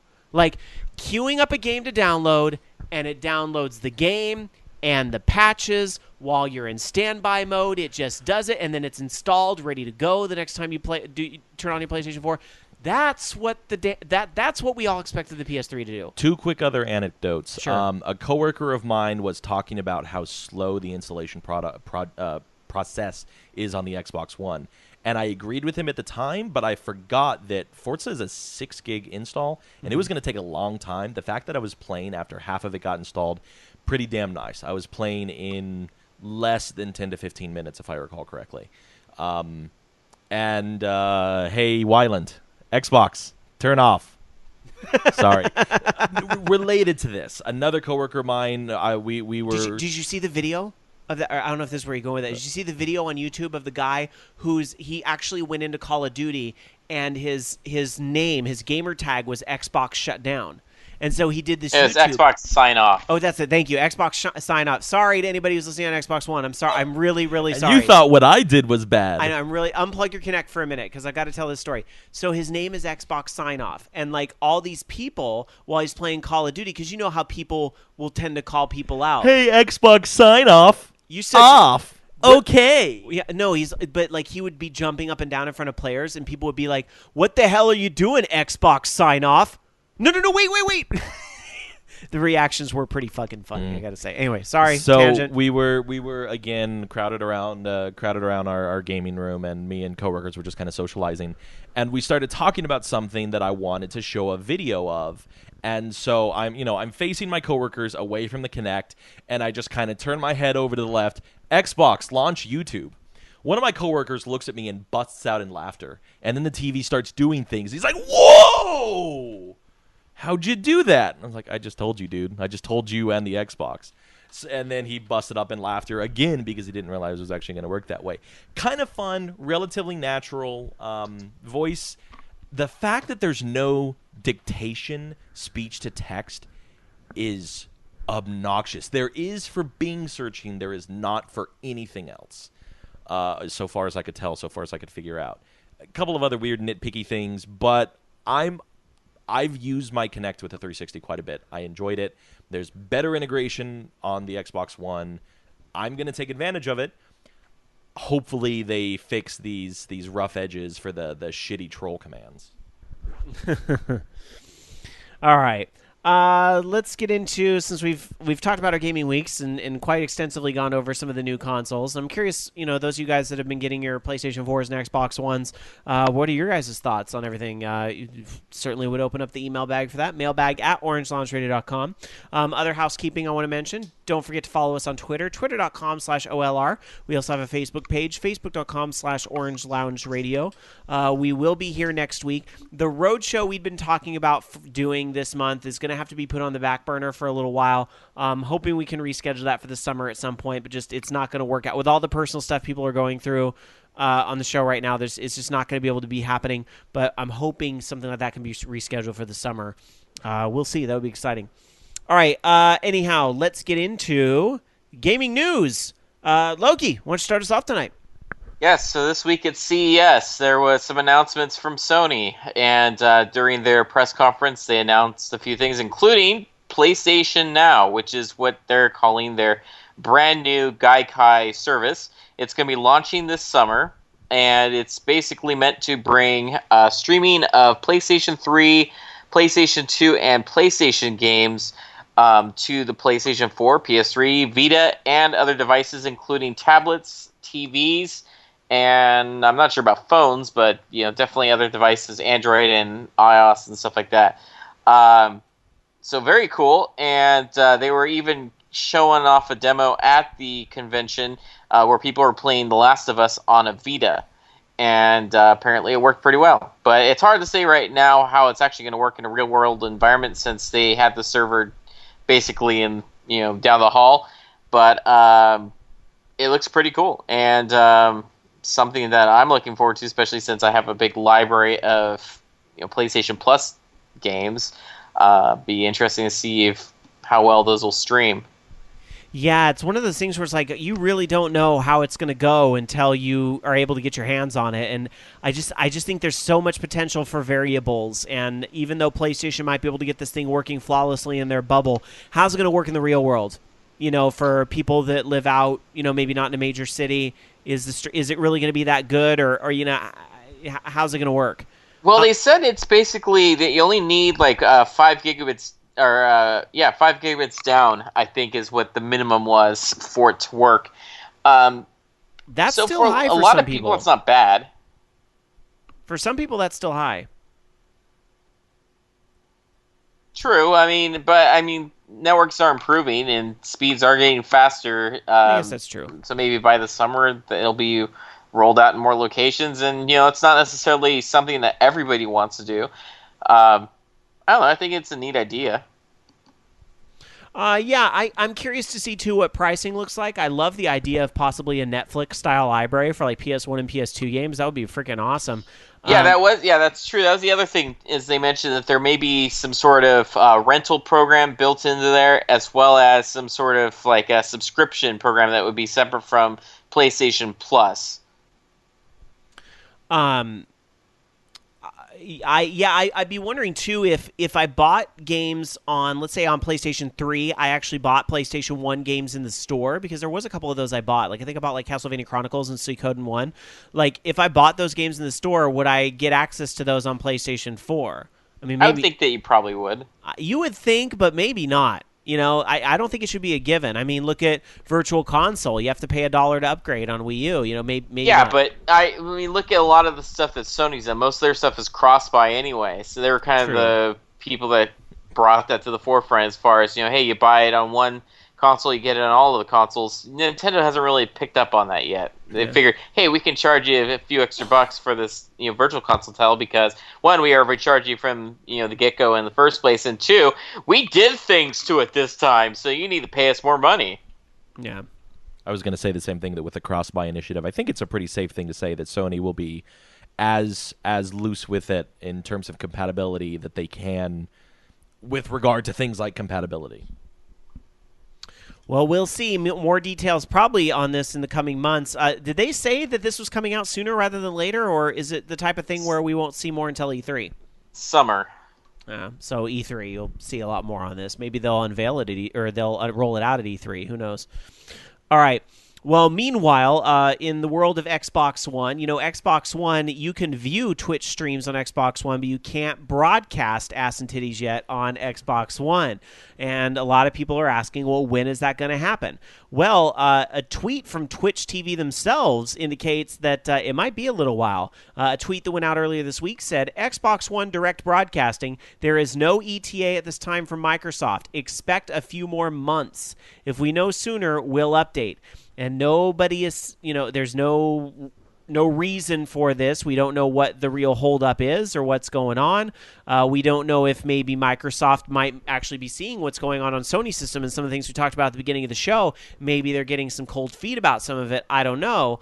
Or it could just simply be a programming. I mean, we don't know. We could make things up till the cows come home, but it doesn't seem like it's going to be happening anytime soon. I want to say I saw a related story where an executive said, we promised it before E3.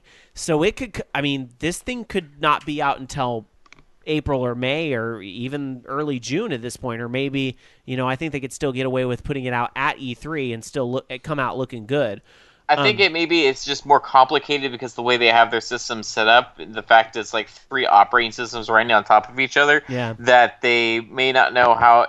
It may be hard to what exactly do we show on this? Is it just going to show like everything, or is it going to show just the game, or are we going to also have this stuff that's snapped in there? Because remember, it has an HDMI in on it.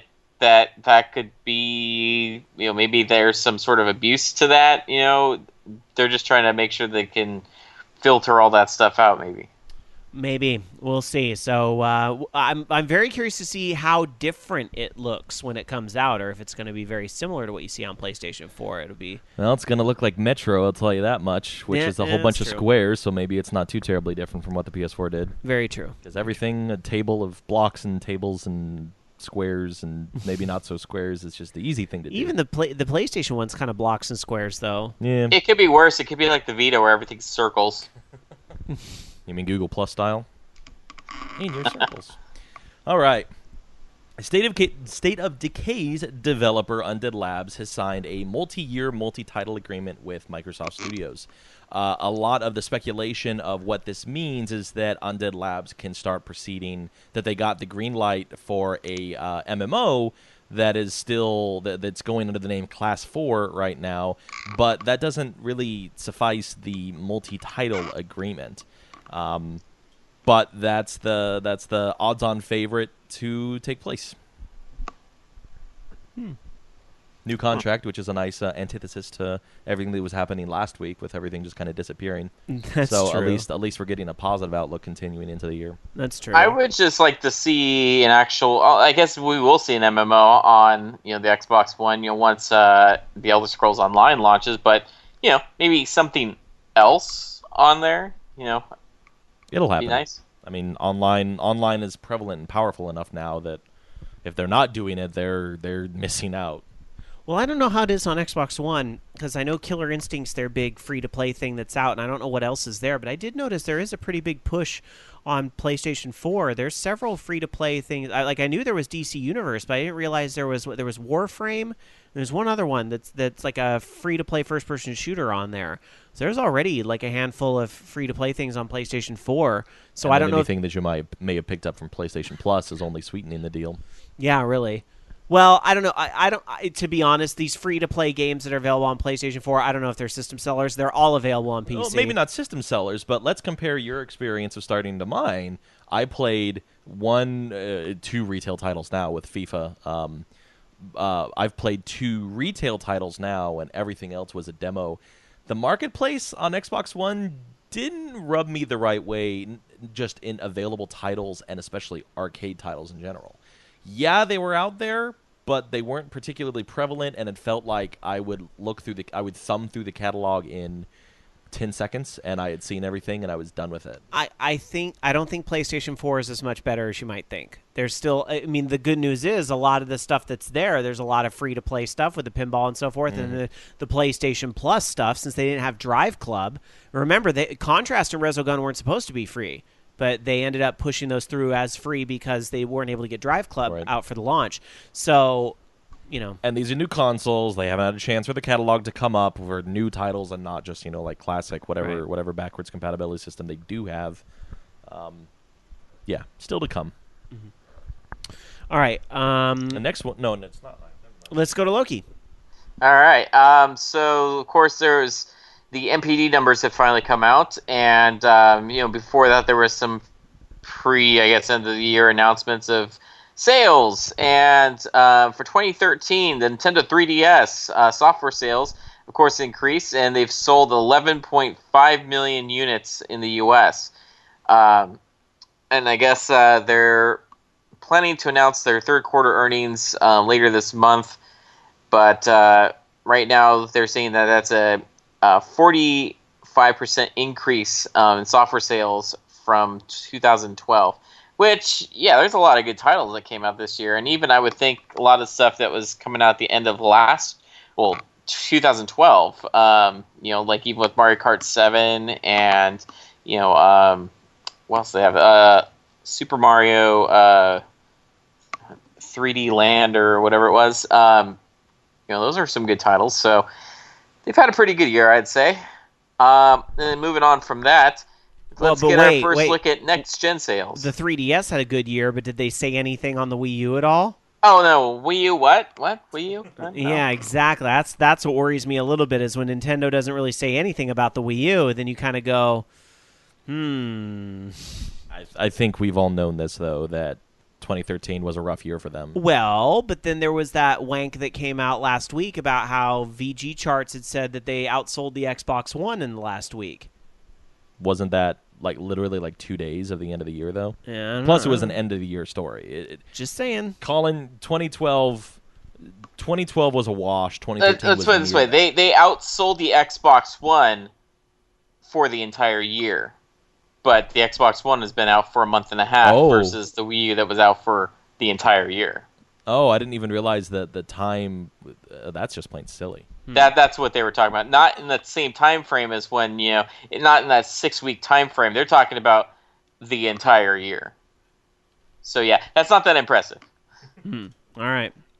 Speaking of the Xbox One, though, the Xbox One hit 3 million sales before the end of the year, and that's actually sold through and not just sold to stores.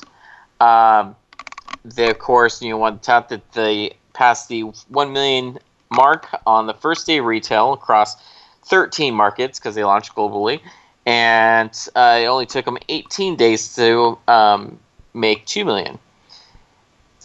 And of course, to go along with that, Sony announced during their press conference at CES that they've sold 4.2 million units of consoles worldwide as of the 28th of December. And I guess they were saying that they were meaning to sell another they sold 2.1 million units across December, so that was pretty good. I'm not sure what they're forecasting though for 2014, but they definitely hit their number. I think they were originally saying they wanted to hit 3 million by the end of the year, so not bad.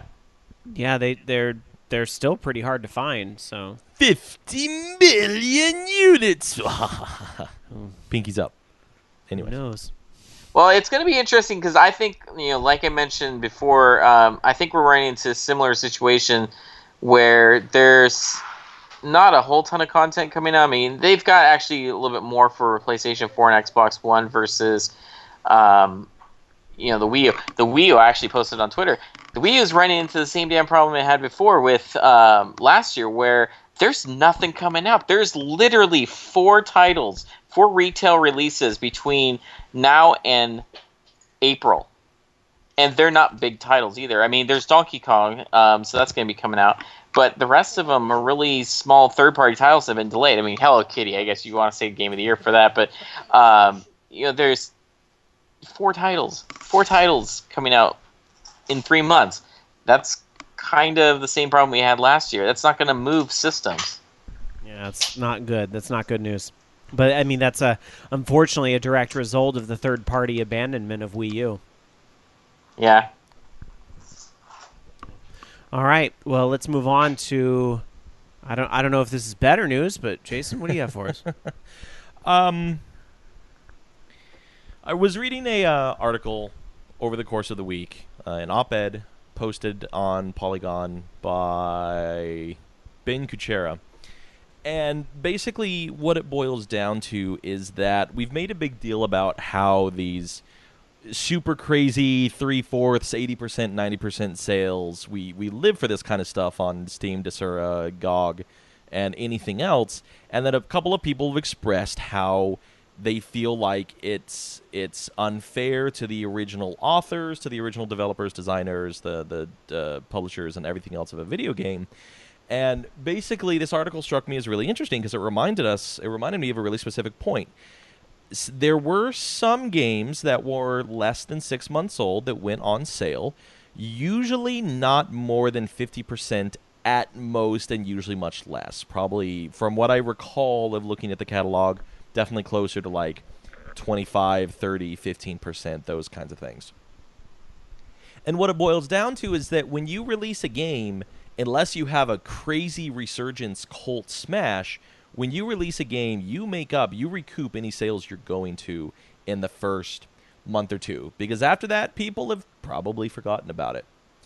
That's changing with MMO and other long-living kinds of games, but, the rush to get the game is going to happen in the first month or two.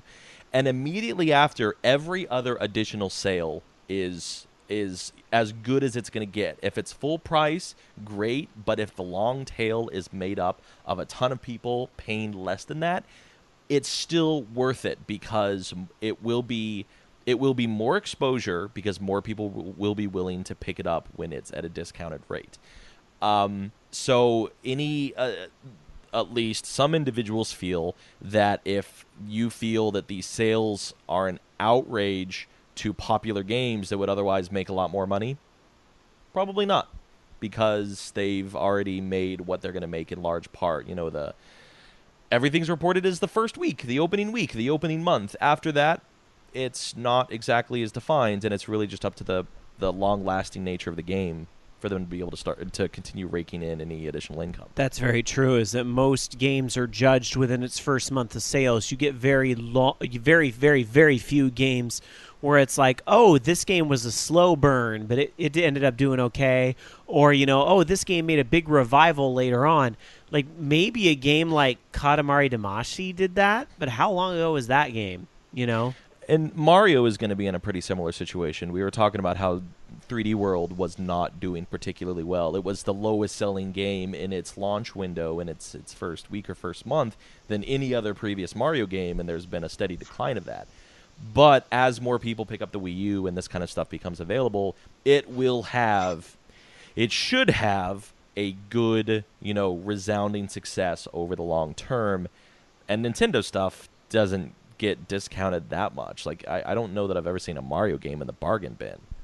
That's true. So That's those very games, true. More than anything else, have a chance of riding out good 2-3 year revenues. Although they might have to discount the system again. I think they're going to have to. Give away the razor to sell the blades. Yeah. Why can't they just have like Steam sale type sale on virtual console games? I mean, that would be fantastic. They were for a hot minute. Like, they were doing that 30-cent promotion. Like, where the games, which is, practically free. Because 30 cents is nothing.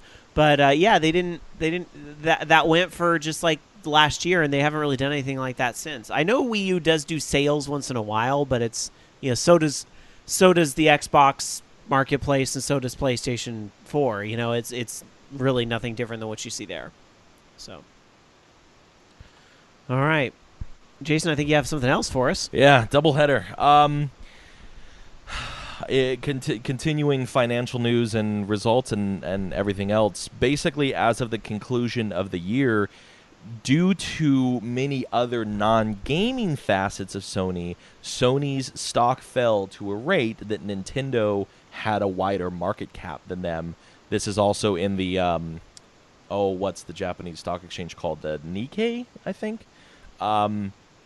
Sony's market cap dropped to 1.86 trillion yen, which is about 17.75 billion, and Nintendo's market cap was still above 1.93 trillion yen, about 18.5 billion, 18,500 billion.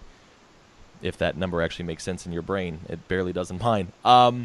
But this is in large part conceded as the fact that Sony is a huge company that has stakes in not only gaming but also in media, both music and movies, publishing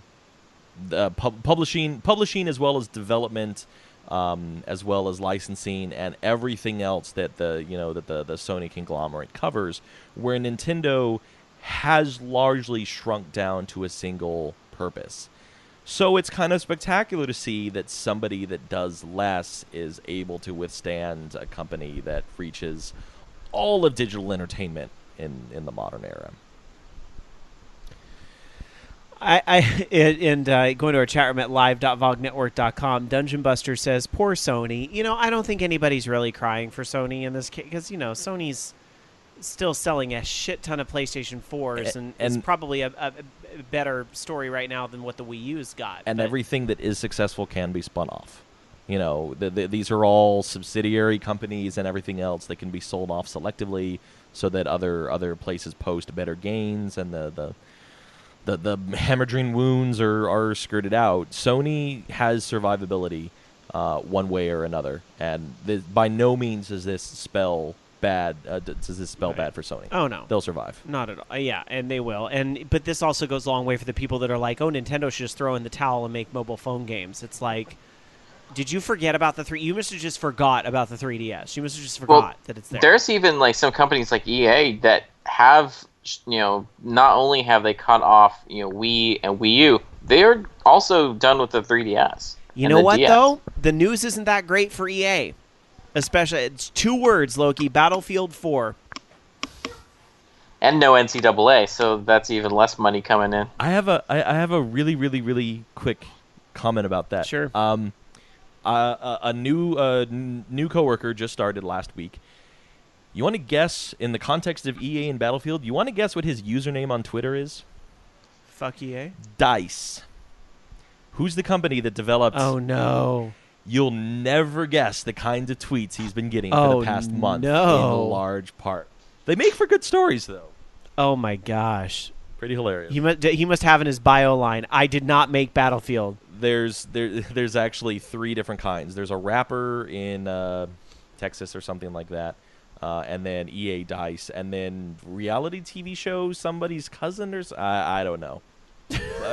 But he also starts to retweet some of this stuff, so the people that actually know what's going on, it makes for great stories. I've been laughing so hard. Is this him here? That's him. Blaming me for Battlefield 4 will get everything fixed. I love that he has a sense of humor about it. He's taking it in stride. He's a wonderful guy. It's great.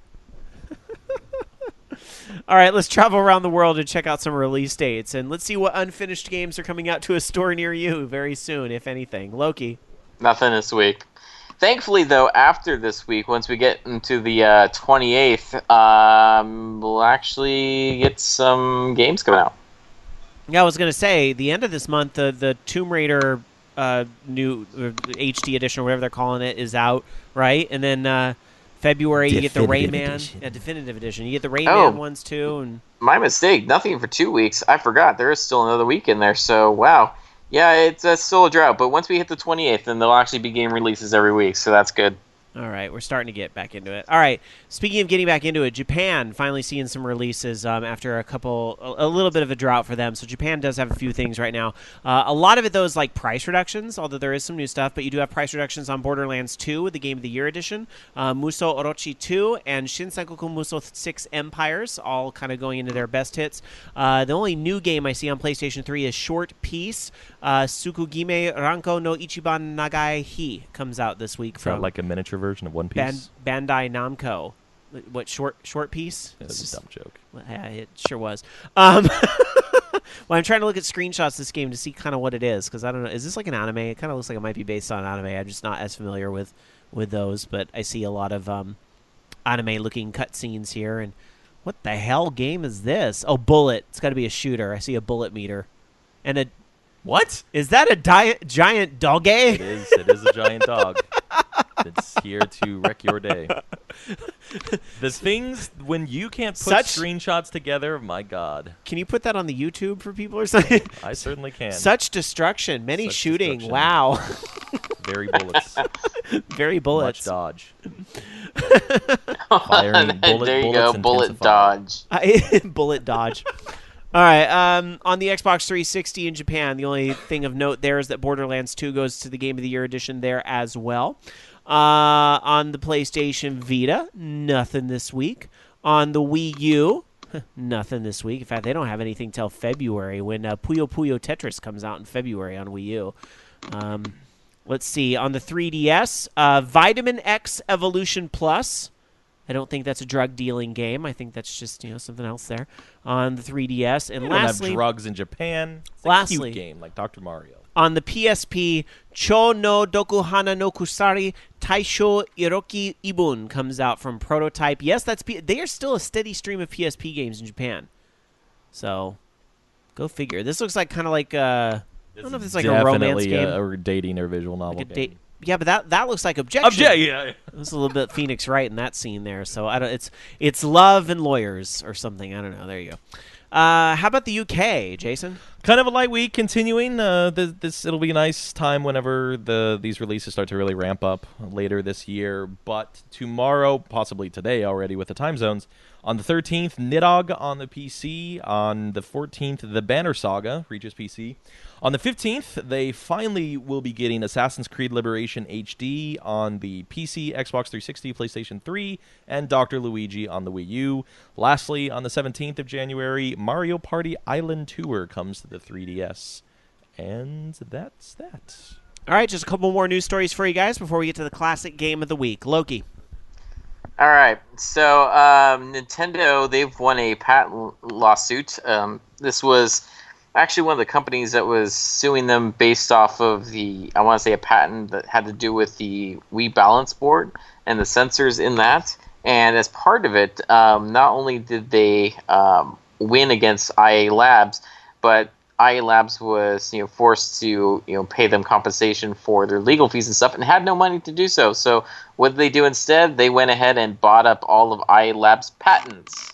So they're not going to be doing that again. That is a shockingly good turn of events. Yeah. Judgments aside about whether or not their patents were or weren't deserved in the first place, the fact that they couldn't pay is something I've not really heard of, and for Nintendo to just kind of bring in all of those and not have them sold off to somebody else that turns around and does the same damn thing, good news for Nintendo. Yeah. Very good news. All right, one more story for you guys about arcade games, ironically, after we kind of reminisced a little bit on last week's show about some of the big pompous things, like Prop Cycle and things like that. There was an interesting article that was ran on usgamer.net this week that talked about what the 10 biggest grossing arcade games of all time were. Actually, no, I take that back. It wasn't this week. It was actually last week. It kind of slipped under the radar, though, so it was called to our attention this week. But I wanted to go over it because, hey, arcade games. And I also thought it was interesting because not a lot of the games were modern.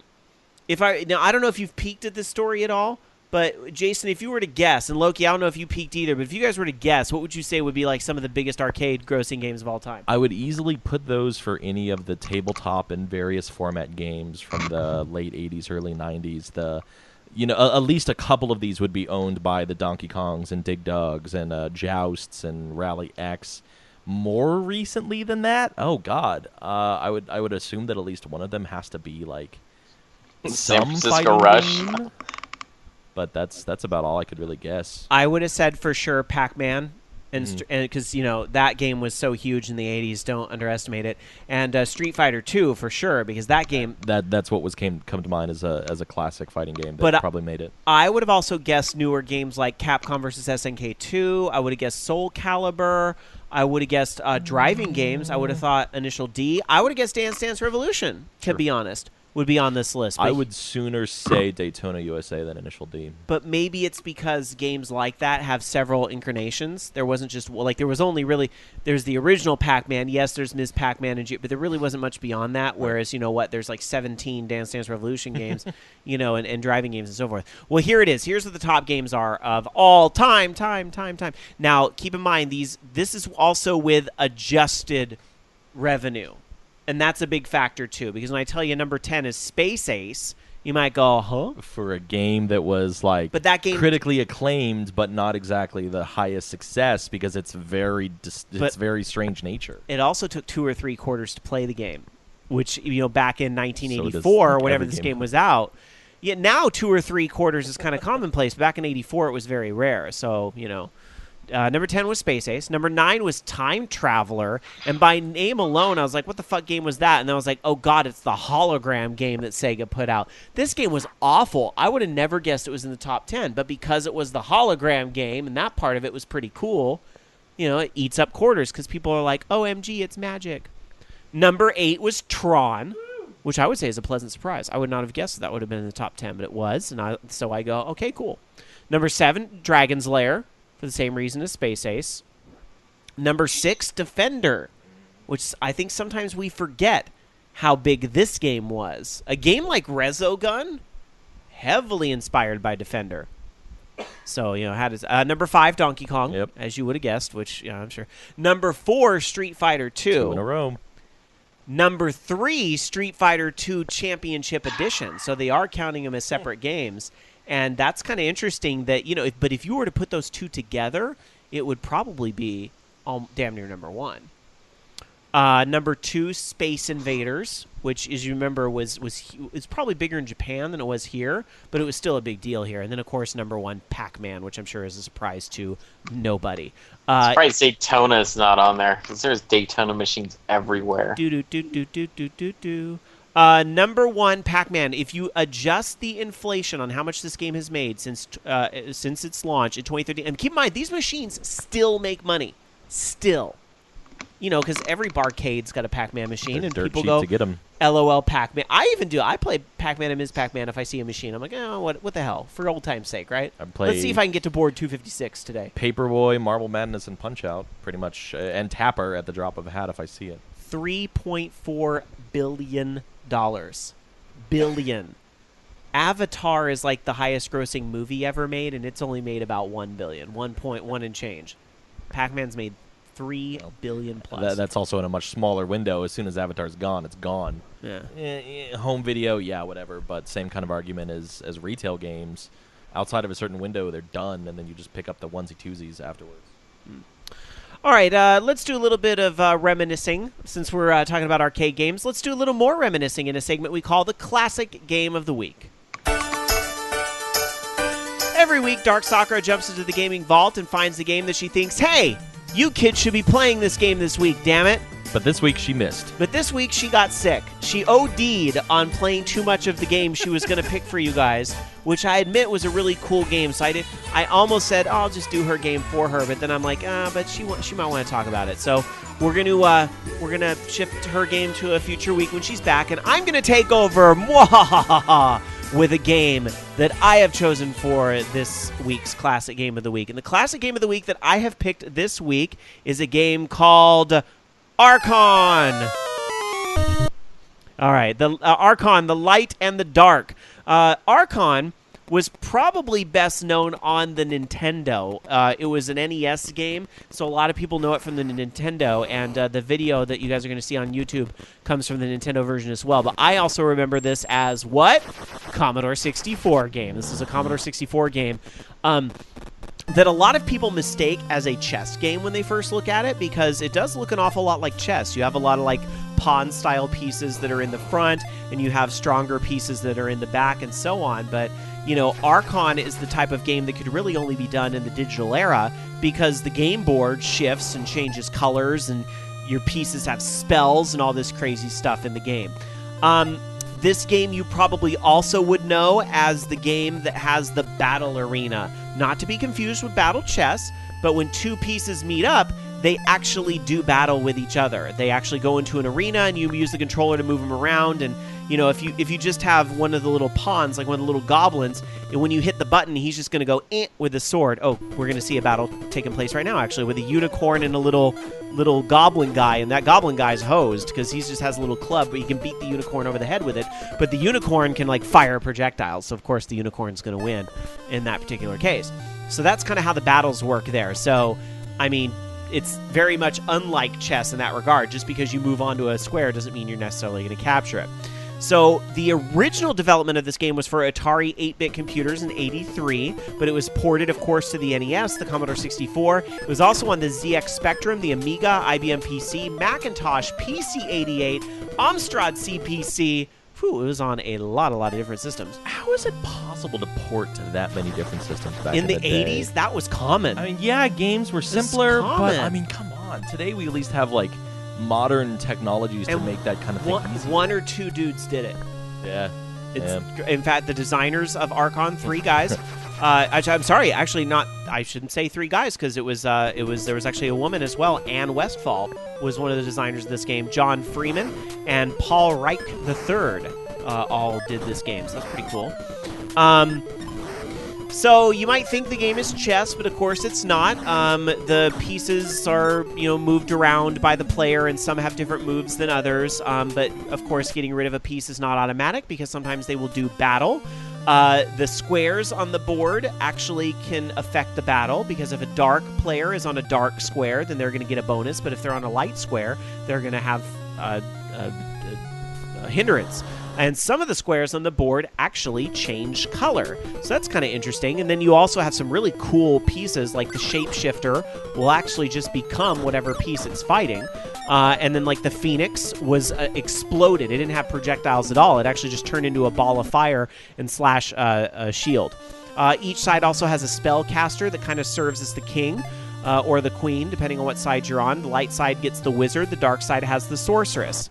And they have different spells that can be used, such as like teleport and heal and things like that. To win, you either destroy all of the pieces on the opposing side, or you occupy all 5 power points. But that wizard I mentioned a minute ago, or sorceress, is in one of those power points. So you really are going to have to take that piece out if you really want to win the game. So there you go. The game was very well received when it came out and got pretty high reviews. In 1996, Computer Gaming World said it was the 20th best game of all time. IGN named it the 50th best in 2003. So a lot of people remember this game pretty fondly. There were sequels that came out to the game as well. There was Archon 2 Adept. There was Exciter was the 3rd game, although people don't know those as well. However, people might know some of the remakes. 1994 had Archon Ultra, which is it was big because it had modem play. I wanted this game so bad when I was a kid, but my parents wouldn't buy it for me. I was so mad, like real teenage problems, right? Thanks, Mom. But now that I'm a big kid and paying my own bills, I can actually go and buy Archon myself because there's actually a version of it on Steam that's available, and that is I think Archon. There's different rewrites of the game. There's Archon Evolution that was in 2008. Everything on Steam is all Archon Classic. But I think it's Archon Conquest was the game that they actually put out. There's a version on iPhone as well. And then there's Archon Classic, but no, there's a version that's actually on Steam right now that's like a newer version. I have it in my library. It's still called Archon Classic. No, there's a different one. I know there is. Unless it's Is it Archon Ultra maybe? I searched for Archon and there was the trailer, the demo, and the full title all called Archon Classic. So maybe you still have it got delisted, something like that. I doubt that. But and Tiger Claw in chat at live.vognetwork.com says, "Do you think this game needs a next-gen remake?" Well, it's kind of already had one. There's one on Steam right now. So let me see if I can actually find it. Maybe it is Archon Classic, but I thought. That is by it. Classic. You're right. It does not look like the classic it is, Spectrum NES C64 version. It is Archon Classic. I thought I had. But it's also not changed. It's just a graphically improved version of the classic gameplay by the looks of it. Well, that's still really cool though. Yeah, I've played a little bit of this. It's pretty cool.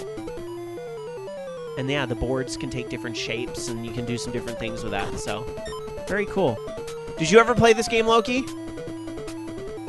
Loki. No, I never played Archon. Oh, I love this game. Did you play it, Jason? This is a fun game. I've seen it. I think this is one of those games that I didn't understand how to get started of it, so it didn't last very long. It is but very... I've definitely poked at it. Again, here's my whole thing where it's like there's no tutorial. So, was there ever in the 80s? I guess there really wasn't. So, there you go. Tiger Claw in chat says, "Has there ever been a speed run of Archon? I wonder how long it would take to beat." Yes, there are on YouTube, and I think the answer is 1.5 minutes.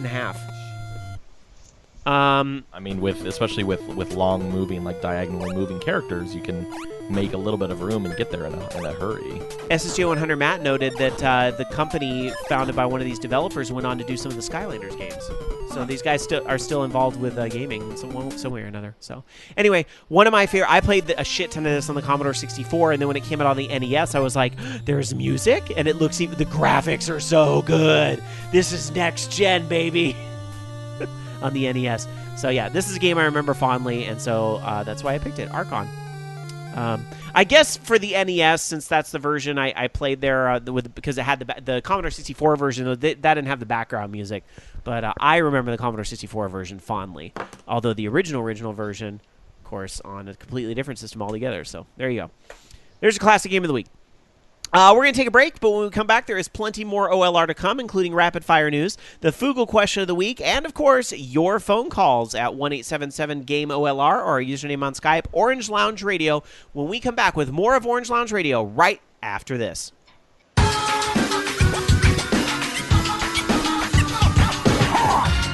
Welcome back, everybody, to Orange Lounge Radio, live on this Sunday evening, January the 12th of 2014, with the 535th episode of our show already in progress. Again, we do tape live at the Voice of Geeks Network, vognetwork.com, Sunday nights at 6 Pacific, 9 Eastern, right after the Bobby Blackwolf Show. And a lot of you guys in our chat room over at live.vognetwork.com participating with tonight's show. I've been reading a lot of fun little comments as some of our topics we were talking about earlier in the show, generating a lot of chat. Well, they appeal to a lot of people. Some good discussion there. Dark Sakura, not here tonight, but she is in chat. So the live listeners can at least interact with her. Podcasters, you can always send an email if you're listening on the podcast, be it either on the podcast feed or through Stitcher or what have you. Some things to look forward to on upcoming episodes of the show of Orange Lounge Radio. Next weekend is a 3-day weekend, so I'm hoping that means maybe a little bit. The road show may not have happened, but maybe a little bit of liquor will happen next week. Safe, of course. We're not going to get crazy like the people on PlayStation 4, but it might be a little bit of liquor on next week's show. That should be fun. In a couple weeks, coming up on February 2nd, I think it is, if I got the date right. February 2nd, he may have just left Horde House, but he's going to be here in person on Orange Lounge Radio. Shane Olenko is going to be here on Orange Lounge Radio. He has not been on OLR outside of a call in a very long time. It's probably been about 5 years. So we're going to get caught up a little bit there and, give him crap for leaving Horde House and all that stuff. No, I'm kidding. God, what games are you going to try to push on you guys now? I don't know. Oh, no, I do know. He is bringing his PlayStation 4 copy of Skylanders because he's convinced he can get me addicted to that stuff. And I'm like, no. Don't do it. That'll be the first week that everybody gets a reprieve from my voice. Oh, I thought if you're going to get hooked on something, at least make it Disney Infinity. I thought that was your last show, was that same night? No, week before. My current plan, and of course this can still change because work's going to determine how long I stay here. Right. But I'm currently planning on being back on the road on the 1st. So this time, that weekend, I should either be listening to everybody's wonderful voice as I coast down the mountain back home, or not. We'll find out then, of course, when it happens. So that's going to be a fun show in a couple weeks when Shane's here. I'm sorry you're not going to be here. Maybe the work situation will change. We'll see. But miss you, Shane. It's no secret that Shane and I are really close friends. I mean, we talk every day and so forth. And despite everything that happened with Horde House and so forth, I'm glad that he can still kind of have his voice heard and so forth and be on the show. And I just know it's going to be a really awesome time. So it'll be good. It's good. It's the first time I've seen him in person in probably like 3 years. That'll be fun. So already thinking of all the places he's got to do in California when he's here. Where do all the out of town people want to go when they come to California? RVGL. What are we're past that. Now when you go back to Golfland, you're like, this is sad. What are all the places you have to do in California, Jason? Disneyland. Unfortunately, we're not gonna have enough time or money to go to Disneyland. Alcatraz. No. You're thinking too big. Think of E3 restaurants and stores. They don't have other places. I don't know what restaurants. In-N-Out. In-N-Out is the big one. In my defense, I'm not used to that being. It's not exactly California exclusive because when I was in Arizona, I went as well. There certainly are none in Colorado that I know of. The other Fairly thing, sure there's not. This is the other big thing that Shane really loves in California, and I'm like, really? Out of all the restaurants, you miss that? Chevy's. Chevy's is kind of bad. I don't. That's Is that a chain in California? It is they might be in other states, but I know it best with California. For those that don't know Chevy's, it's a Mexican restaurant basically, but it's kind of whitewashed. By I say kinda, I mean like really. And but I know what it is. It's that fucking corn substance they serve with every meal that some people go apeshit bananas over, and I think it's gross. That's just me. How do you describe Chevy's to an out-of-towner, Loki? No idea. I mean, with a I don't know. franchise, I don't really eat there. We live in California. You can get better Mexican food at thousands of other places. to Round Table instead. They have decent wings. They do. All I know is that Chevy's is right across the street from a hotel that I stay at pretty often whenever I'm in San Francisco. Oh, nice. Things change from location to location and franchisee to franchisee, but I was not impressed. Yeah. SJ100 Matt says they're in Times Square. I didn't even know that. I didn't know they were nationwide. All right. Well, I always thought that was. I'd like to think I have a pretty discerning palate and taste buds for They don't Mexican have them. and Mexican. They don't have them in Kansas. The margarita wasn't half bad. The Okay, food yeah. was not the at all. drinks are never going to be that bad. All right, look. We can talk about food and restaurants and so Oh, forth. well, Foodio. One more. I got to mention this, though, because you know Shane's making a big deal out of he's got to go to Espetus. Do you know what that is? In I've San Francisco? never heard of this That is before. the Brazilian grill, where they bring the big hunks of meat on the swords I to your have- table and slice it off on your plate. And Shane goes crazy about like the raw, like the gross, disgusting raw meat and the chicken hearts. Yes. Yeah. Oh my God, yes. I've eaten. I Chicken tried hearts it. are so good. I tried it, and then you know what? The week after I tried them, they ate them on Survivor, and I was like, I just ate that for real, That's not like particularly non-ironically. surprising. I have asked my coworkers about two types of foods in the Bay Area, in San Francisco specifically. Brazilian, and I want to say I didn't get any positive answers, and Mongolian, which I still don't have any answers for. But there is a place in the Bay Area. I am totally inviting coworkers to do that. Good this week or Mongolian next. is hard to find, Yeah, but that's Espetus true. is great. But I've just Right. never heard of any place's existence at all. All right, I'm hungry. food. Let's There's get, another let's- Brazilian place down in Fair Oaks or Citrus Heights, actually. It's like off Madison. Yeah. No, it's not there anymore. Oh. Touch of Brazil or Oh, whatever. really? Yeah. No, not there anymore. Let's stream. they've from reopened a so many Brazilian times, though. grill someday. All right, let's move on. God, we got to get back into games. I could talk food all night, but we got to work up an appetite by talking about games. 3-hour With some show, Rob. Rapid fire. 3-hour show. I know we've got like 45 minutes left because we got a late start tonight. All right, Loki, go ahead. All right, so there's a new mod for Bully that kind of changes the game entirely. Remember, Bully may have been the Rockstar Games kind of, watered down version of like almost like a sandbox Grand Theft Auto type game. Well, now it's Bully Zombie Edition, where you can add guns to the game that didn't have guns to begin with and zombies into it, because every game's better with zombies. So you can actually check it out. They have a ModDB page. If you go to moddb.com/mods/bully-zombie-edition, and you can find the information on that as well. Kind of tucked away in the announcement that we were talking about a little bit earlier for the 3DS numbers and what they sold in 2013. There's actually an announcement that they're localizing Disney's Magic World, which is a game that came out in Japan called Disney Magic Castle: My Magical Life, and it's by Namco Bandai. And what it basically is kind of like Animal Crossing crossed with the Disney characters. There's like farming in the game, and you can customize all sorts of things. But I'm sure Rob and Jamie will probably be all over it because it's Disney and Animal Crossing kind of mixed together. Hey, that assessment is completely accurate. It's supposed to be coming out March 11th on the eShop and in retail. And then last but not least, also another 3DS story. Apparently some hackers have found a way to get past the region locking on 3DS systems, although this exploit is only available in firmwares 4.1 to 4.5, which are about 9 months old at this time. So if you do have that and have like a cartridge loader that you can load different things in there, you can actually bypass the firmware. And if I remember correctly, and now I'm not entirely positive because I read up on this a couple times, I think if you update your firmware, it still stays unlocked. I'm reading conflicting things about it though, but it's interesting though that you can be able to do that. And this doesn't in any way enable piracy. It just enables you to play games from other regions. So that's pretty cool. I figured it was only a matter of time before somebody would hack that to get what they wanted, Going back a few topics, one may say they made a mod with zombies in it.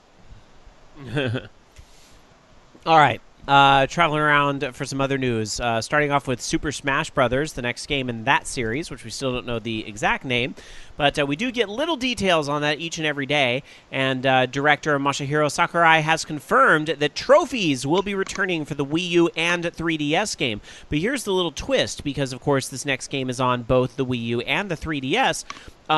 The trophies will be version exclusive.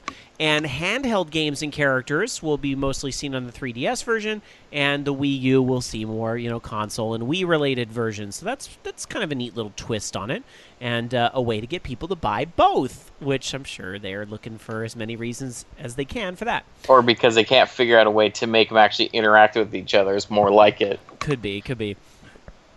We'll see. I think this is going to be the big thing that Nintendo's got to show at E3 this year, so we'll see. Majesco has announced that they will be bringing Way Forward's Double Dragon Neon and Slender the Arrival by Blue Isle Studios to new platforms under the Midnight City Indie label. Double Dragon Neon will be hitting Steam with a new online co-op mode. I guess this was not on the PlayStation 3 and Xbox 360 versions, which surprises me. I thought it did have those, but maybe it was only local, like a Wii U game or something. Slender the Arrival will have post-game flashback levels, and it will be coming out on PlayStation 3 and Xbox 360. Oh, that's really exciting. I hope that comes out soon. Midnight City will also be putting out a game called Krautscape, which is a tactical racing game. So, pretty cool there. When you hear about all these labels going under, it's nice to hear new ones sprout up, especially with, Slender the Arrival is a really fun little game. It's, indie and lots of fun live streams with that. So, also, lastly, here in Rapid Fire News for me, love this. Super 3D Noah's Ark is being reprinted for the Super Nintendo. It was a Wolfenstein remake, reimagining type of thing that was done with Noah, as in the biblical Noah. Where, yes, it was a first-person shooter, but you pelt animals with fruit to put them to sleep. Apparently, the game was actually based off the Wolfenstein 3D source code. That's pretty amazing. It's looking at the screenshot. It's a funny way, because bodies persisted back then. It's a funny way to rewrite what's really going on in that. So anyway, originally this game had to go through a crazy little pass-through system to get against Nintendo's lockout, but now it's going to be on a real cart for only $69.99 if you want to own Super 3D Noah's Ark, which, let's be real, it really wasn't a good game anyway. But, it gets a lot of lulz. There's also stuff that you can buy on the PC if you're curious in Wisdom Tree and the types of biblical-based video games that they do. Spiritual Warfare is one of the games that you can buy there. It's a Christian-based Zelda game, I guess. I don't know. I got nothing. Oh my god. That is a blatant ROM hack right there. That's the stuff I want to see on Twitch. All right, Jason.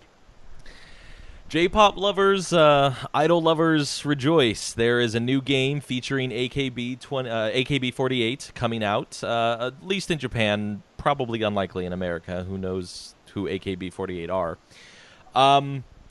It's going to be a shooting game, and AKB48 are going to be zombies. Or at least that's the understanding of it so far.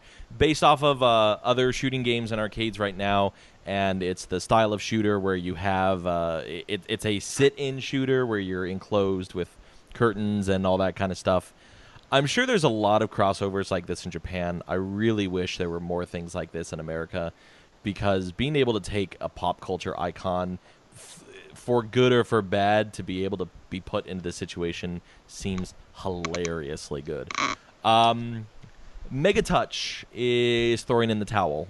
If you've ever been at a arcade that has a bar in it, or any other kind of a place where games are just kind of relegated to countertops and whatnot, you've probably seen a Megatouch, those tiny little touch screen. Well, they're actually like 15 to 20 inches usually.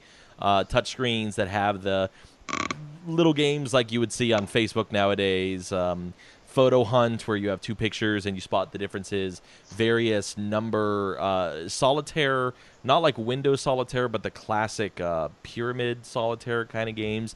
Megatouch was just a quick action series of arcade games. It was a bunch of shitty little games, but you just, you're at the bar. I had a hell of a lot of fun with them. You're at the bar, you're drunk, you want to put a quarter in the machine and smack the penguin, one of the games where you try to get him as far as possible with detrimental, not an obstacle course. My favorite Megatouch game was, can you tell the difference between the two pictures? Yeah, Photo Hunt. That's it, Photo Hunt. Played all the time. Yeah. But Megatouch is done. They're calling in the towel, despite the fact that their TVs and their technology have gotten better and better as the years go on. And their screens and their systems really have looked better and better as I've seen them every once in a while over the past couple of years. But they're done. They're throwing in the towel. The systems, touch-based, do start to have problems with gunk and various other bad things like that. And they're kind of pricey, $3,000 for just a little set-top box. If that could come down a little bit, it would be a pretty interesting thing to see in homes or like non fully public kind of places, because there's a lot of fun to just sit down and kind of start poking with that kind of thing. I want to say that I've even heard some of them have like internet connectivity and long range leaderboards and that kind of stuff. They had a profile system and everything. I was always very adamant to use it, but alas, for them as it stands, no more. Now bring out Photo Hunt on the PlayStation 4. I already have Photo Hunt on my iPhone and iPad, and that's good enough for me. Fair enough. I'm pretty sure it's in MAME and stuff already, too. Yeah, I guess I could get it on an iPad. Yeah, there's actually a lot of really fun versions of it. Metal Gear Revengeance, as most games of this generation are, the quality settings let you go up to 1080p, 1920 by 1080. But there is a coder. Yeah, I heard that Did too. you hear that too? Yeah. Is everything okay, Loki? The cat knocked over water. Well, at least it was only water. She's kind of a jerk. This is like the third time she's done it today. Cats usually are. That picture we were looking at in the break is suddenly a lot more relevant.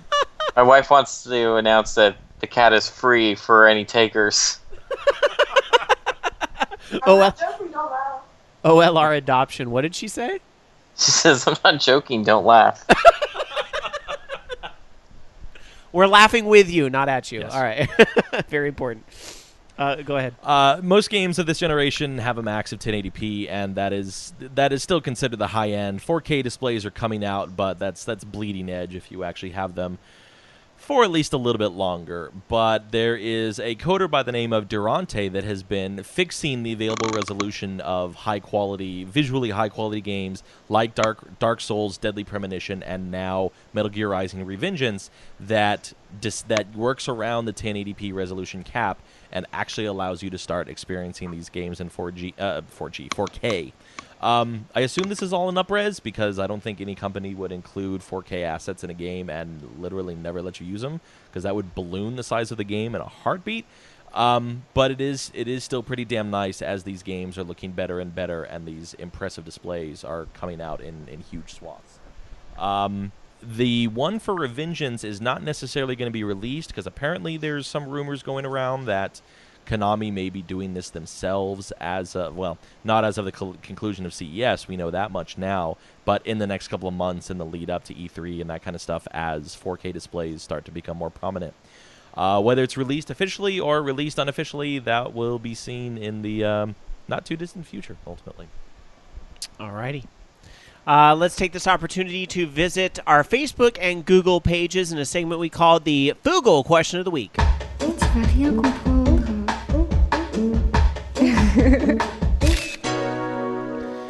Every week we ask a question of our communities over at Facebook and Google+, and we read some of our favorite answers here on the program. Let's get to it. This week's question is about that article we talked about in Part A with the top 10 grossing arcade games of all time. So we decided to simply ask, what game in the arcade do you think you've dropped the most quarters or tokens into over the years and why? And here's the thing. When I originally posted that question, about 5 minutes later, I was like, Oh, God, everybody's going to say DDR. DDR. But Mania, DDR, poppin', DDR. That isn't the case. That is not the case at all. So I'm very happy with the way this turned out. Let's go to our first answer. Funny enough, is from Shane over on Facebook saying, with no question, I'd say the game I dropped the most quarters or tokens in would be DDR. However, I think the more interesting answer would be my number 2 game, which would be Time Crisis. I spent all my time playing and beating those games in the arcade. They were one series I felt never translated well to the home consoles, so I had to play them in the arcade. It's a really good answer, and I also think I've never beaten a Time Crisis. Elliot B says, being a youngin', I haven't been around many arcade cabinets. Plus, I think they may have dried up in the UK faster than the US, but as a kid, I would never pass up the opportunity to play any version of Metal Slug. Clover Nikon responds and says, TMNT Arcade. Oh, God, so many quarters on that. Joe G responds, it's Haseo Sumeragawa. Put that at the beginning if you want me to read that first. Says Street Fighter versus X-Men, or probably various pinball tables. Fifth Dream says, I spent a lot of times in arcades in the 80s and 90s, so Centipede, Donkey Kong, Pac-Man, Final Fight, Double Dragon, but the toss-up would be between Teenage Mutant Ninja Turtles and Street Fighter 2. Delvin B, our buddy from Video Game Realness, love that show, responded and said, very surprised that Mortal Kombat was not in the top 10. You know, I was surprised by that too, because I always thought it gave Street Fighter 2 a pretty good competition, but I guess not. But there were a ton of fighting game clones around that same time because of Street Fighter's success, just like there were a ton of Pac-Man clones at the time too. Or do you remember Primal Rage? I do remember Primal Rage, absolutely. I remember when that came out for the Atari Jaguar. I think they were a bit worse on consoles. I'm thinking like Clay Fighter and that kind of stuff. The ones that actually made it into the arcade were good. There they was held Fighting their own. Street and that whole lawsuit. But, all right, anyway. Pit Fighter. Delvin responds and says, number 1, Killer Instinct. My best friend and I would go to arcades and beat anyone that was already playing and then take over, which led to people lying us and try to beat us. Ultra Combo. And number 2 says, would be the original X-Men arcade game with 6 players. So much fun playing through with 6 friends when we were kids. Eddie K replies and says Street Fighter 2 Championship Edition or Marvel vs. Capcom 2. Degenerate Johnny says, I have to admit I was more of a console gamer than an arcade gamer, but I put the most quarters in Mortal Kombat 2. But if you ask me what game I put the most money into play, I would say Michael Jackson's Scramble Training. It was a rare Starfighter game that was available in Sega World. Each game session cost £10, which was equivalent to $15 at the time, and I went through 3 game sessions. Dang. I've never heard of this before. Me neither. Giovadea says Teenage Mutant Ninja Turtles, Simpsons, and any game that had a gun I could point and shoot with. Didn't matter what the game was about, I could play with a gun, and that's all I cared about. Anthony C. replies and says, I don't want to know how much I've spent on DDR. Andy R. replies and says, Technica, no contest. When Technica 3 came out, I just moved closer to an arcade that had it. Thanks to the crew race and bi-weekly updates, I was putting in at least $10 a week for several months. R.I.P. DJ Max series. Because they shut down the Platinum Crew service. Just over the new year, right? DJ Rama S says, Teenage Mutant Ninja Turtles, hands down. It was so much fun to play with 4 peoples. And in my old neighborhood, each machine has a different amount of lives per quarter you put in. Our buddy Renee from Koopa Club also says there's a lot, just to name a few: Gauntlet, Quartet, Dragon's Lair, DDR, Beatmania, and so on and so on. Most of these games were the recipient of my money sheerly because they were quick and fun and offered a fair amount of replayability. The largest recipient was the Addams Family pinball game, because I love the Addams Family and I love pinball. Pinball is the foundation of my gaming experience, so there you go. That is one of the best pinball tables. So good. I think that's supposed to come out for the Pinball Arcade. It's like one of the big things we're waiting for. Tiger Claw says Teenage Mutant Ninja Turtles and Turtles in Time. Terminator 2 was a huge quarter muncher as well. Ragenator says, I've had a number of arcade games, including Teenage Mutant Ninja Turtles. Do you see a pattern here? Smash TV, Final Fight, and so on and so on. My list could easily go on for quite some time, but in the interest of time, I shortened it. Burr says, I was never a huge arcade fanatic, but I could never say no to a Bubble Bobble machine. Something about that game just makes me happy to feed it quarters. Probably the music. Codeman says, what did he say? Teenage Mutant Ninja Turtles. Oh, he said Turtles in Time specifically, though. There was something about playing it with my friends in the arcade that was wasting all my parents' money. It felt gratifying. Lawrence Z said, I know it's not the same, but Xbox Live Arcade has taken a ton of cash from me. It is not the same, and many would blame that on the reason why arcades have been struggling. But, like somebody else had said before, if you're younger, you may not have that same frame of reference. Or where you are in the world. Xbox Live has been around for 10 years now. Yeah. Some of the, if you're 16, then Xbox Live's been around since you were 6. Something to think about. Critical Myth says Galaga, without question. Austin replies Dance Dance Revolution, otherwise Soul Edge. Thomas C. says, I never had access to a legit arcade as a kid. One of the games I played the most was Mortal Kombat. Hundreds of dollars spent in that cabinet. Dark Tetsuya says DDR. I also one night sunk several dollars of quarters into Golden Axe. Veronica Isabel replies and said, does skee-ball count? I used to play that all the time when I was a kid. Hell yeah, it does. Sure it counts. Why not? Skee-ball's still fun as an adult. Michael H. says, I love playing NFL Blitz at Dave & Buster's. It was always a quarter muncher back in the day. Even I liked NFL Blitz, and I don't play a lot of the sports games, but that one was fun. You know which one I loved, though, was NBA Jam. Yes. I remember when that came out on Super Nintendo, too. Arcade sports were amazing. And lastly, on Facebook, SJ100 Matt says DDR, but I did play the heck out of TMNT, Turtles in Time, Stun Runner, and Tapper when I was a kid. Nice. Let's look at Google Plus. So Teenage Mutant Ninja Turtles definitely dominated the conversation there. We have a few answers on Google Plus. Rob replies and says, if I take DDR and Laserdisc games off my list, Crazy Climber was the quarter muncher for me. The dreaded falling I-beams after completing the first building were that one chaotic element that could end my game quickly. I remember that game. Those were good times. Red Entertainment says Teenage Mutant Ninja Turtles. So Google Plus, thinking the same way, right? I was a kid when the Turtles were popular, so I wanted to play that game whenever I saw it as a kid. It was a hard as fuck game to play, and I'm a stubborn person, so I kept on pumping quarters in the machine until I either ran out of money or my mom got done shopping. ActDev says DDR, and I still play on occasion. There's also a ton of SNK games, like Metal Slug and the King of Fighters. Sam H. says Moon Patrol and Sinistar ate a ton of my quarters. Beware, I live. The game was awesome. And lastly, Black Dynamite says, Time Crisis 3. We're ending where we started. Time Crisis 3. If you're playing someone else, it takes a lot of skill and coordination. Totally worth sinking the several dollars and quarters to conquer.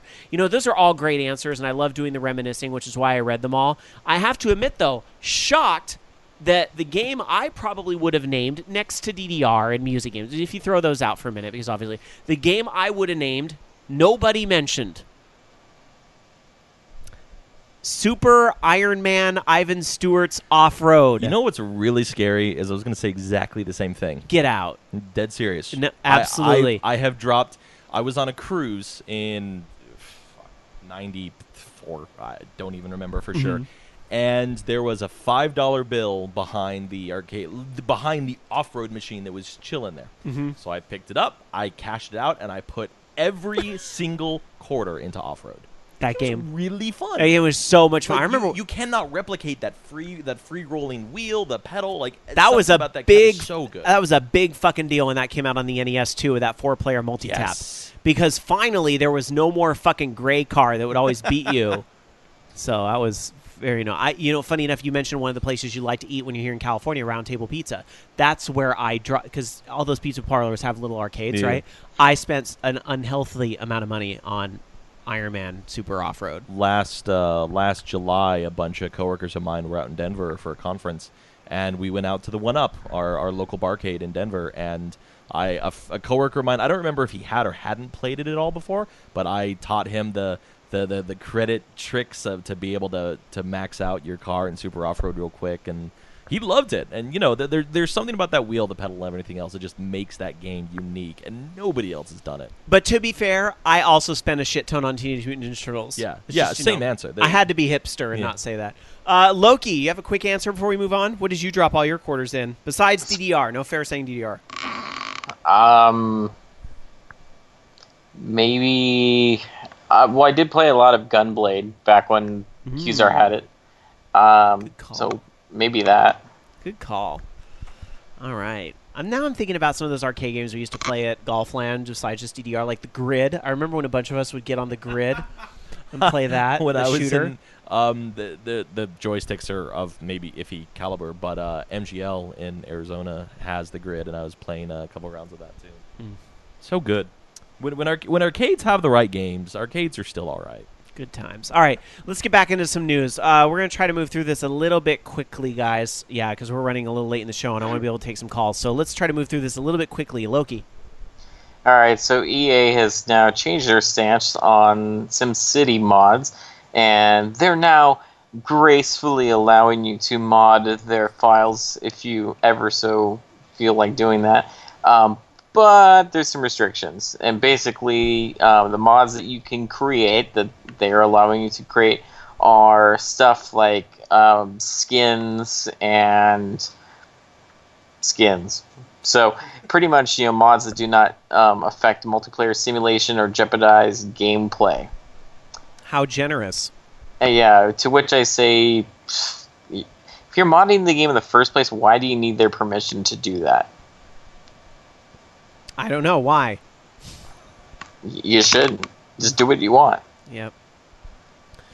I wonder when they're going to really discount this game. Is it already down to $20, or are they still trying to? I don't think it's dropped in price, really. Wow. I mean, I'm sure that I think it's maybe been on sales. I don't know. Yeah, I think it's been on sales, but I'm just kind of surprised. It's interesting they're still trying to breathe life into this. They really don't want that game to kind of have the black marks on it that its launch kind of gave it, but they never really recovered from that. Diablo 3, to some extent, never did either. Well, a little bit. And the new expansion, I think, is really going to be a reboot for that game. Yeah, and it's down to $39.99. Or, Okay. I mean, on sale, $33.28, I guess right now is what it is on Amazon. Wake me up when it's 10 or 15.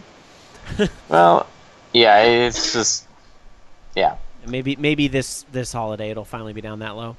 A lot of people give shit to Nintendo, including me, and I have in the past, and I think we all have a little bit about their lack of online support. But, the producer of Super Mario 3D World, Yoshiaki Koizumi, recently made a comment about Nintendo and the fact that they have experimented with online, because some people saying, why isn't Super Mario 3D World online? Yes, and I left this out of my gaming week just because I was talking too much about ass and titties at the beginning of the show. But actually, I had you guys who remember OLR, like way back in the day, Princess Irene was here with her now husband, Nathan. We're here this Friday. We were just getting together. We went for sushi, and then we came back and played Mario 3D World on Wii U and Nintendo Land. We had a lot of fun. Good times. But, you can have good times with some of that stuff online, too, and Nintendo's always kind of resisted that in favor of the living room experience. Well, producer of Super Mario 3D World said, quote, "We've been testing online multiplayer since the days of Super Mario Galaxy. But with this title, we really wanted to deliver an experience that you can share with family, friends, or your boyfriend or girlfriend in the same place, like you did with the original NES. We really want players to have fun in front of the TV, talking while they help each other out or get in each other's way." I don't see why they couldn't have both. I'm kind of with you. I'm with you a little bit, Loki, and I'm even okay with the extent that they stick to their guns, that it's a living room experience. But here's the problem: Nintendo hasn't proven that they're capable of any online excellent experience. That's what is a made by Nintendo game that is a must play online? Maybe Mario Kart Wii? I don't know. Maybe. That's probably the best they've done, to be honest. Mario honest. Kart 7?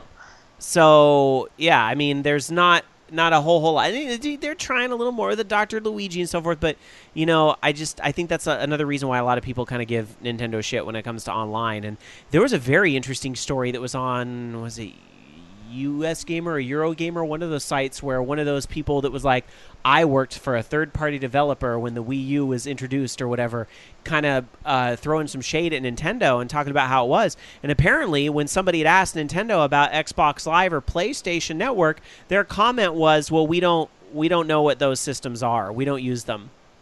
And it's like, know your fucking competition, you guys. Like, you have to. Come on. When they and the perfect experience I can think of is Final Fantasy 14. The first version was so awful, but when the guy came in that said, you know what, yeah, I've played World of Warcraft, I've played EverQuest, I've played all that stuff, and this is what the people really want, that game came out so much better for it. You have to know your competition a little bit. That's Microsoft's business. Yeah. Is taking the competition and making it better. We're trying. Well, sometimes, to be fair, most of the times they're pretty successful with it. So, Anyhow. Over at live.vognetwork.com, still some people mostly reminiscing on the games we were talking about earlier with the arcade games, but we do have some comments on this. Tiger Claw says there are a couple of Nintendo games that have online multiplayer on Wii. Just a couple, though.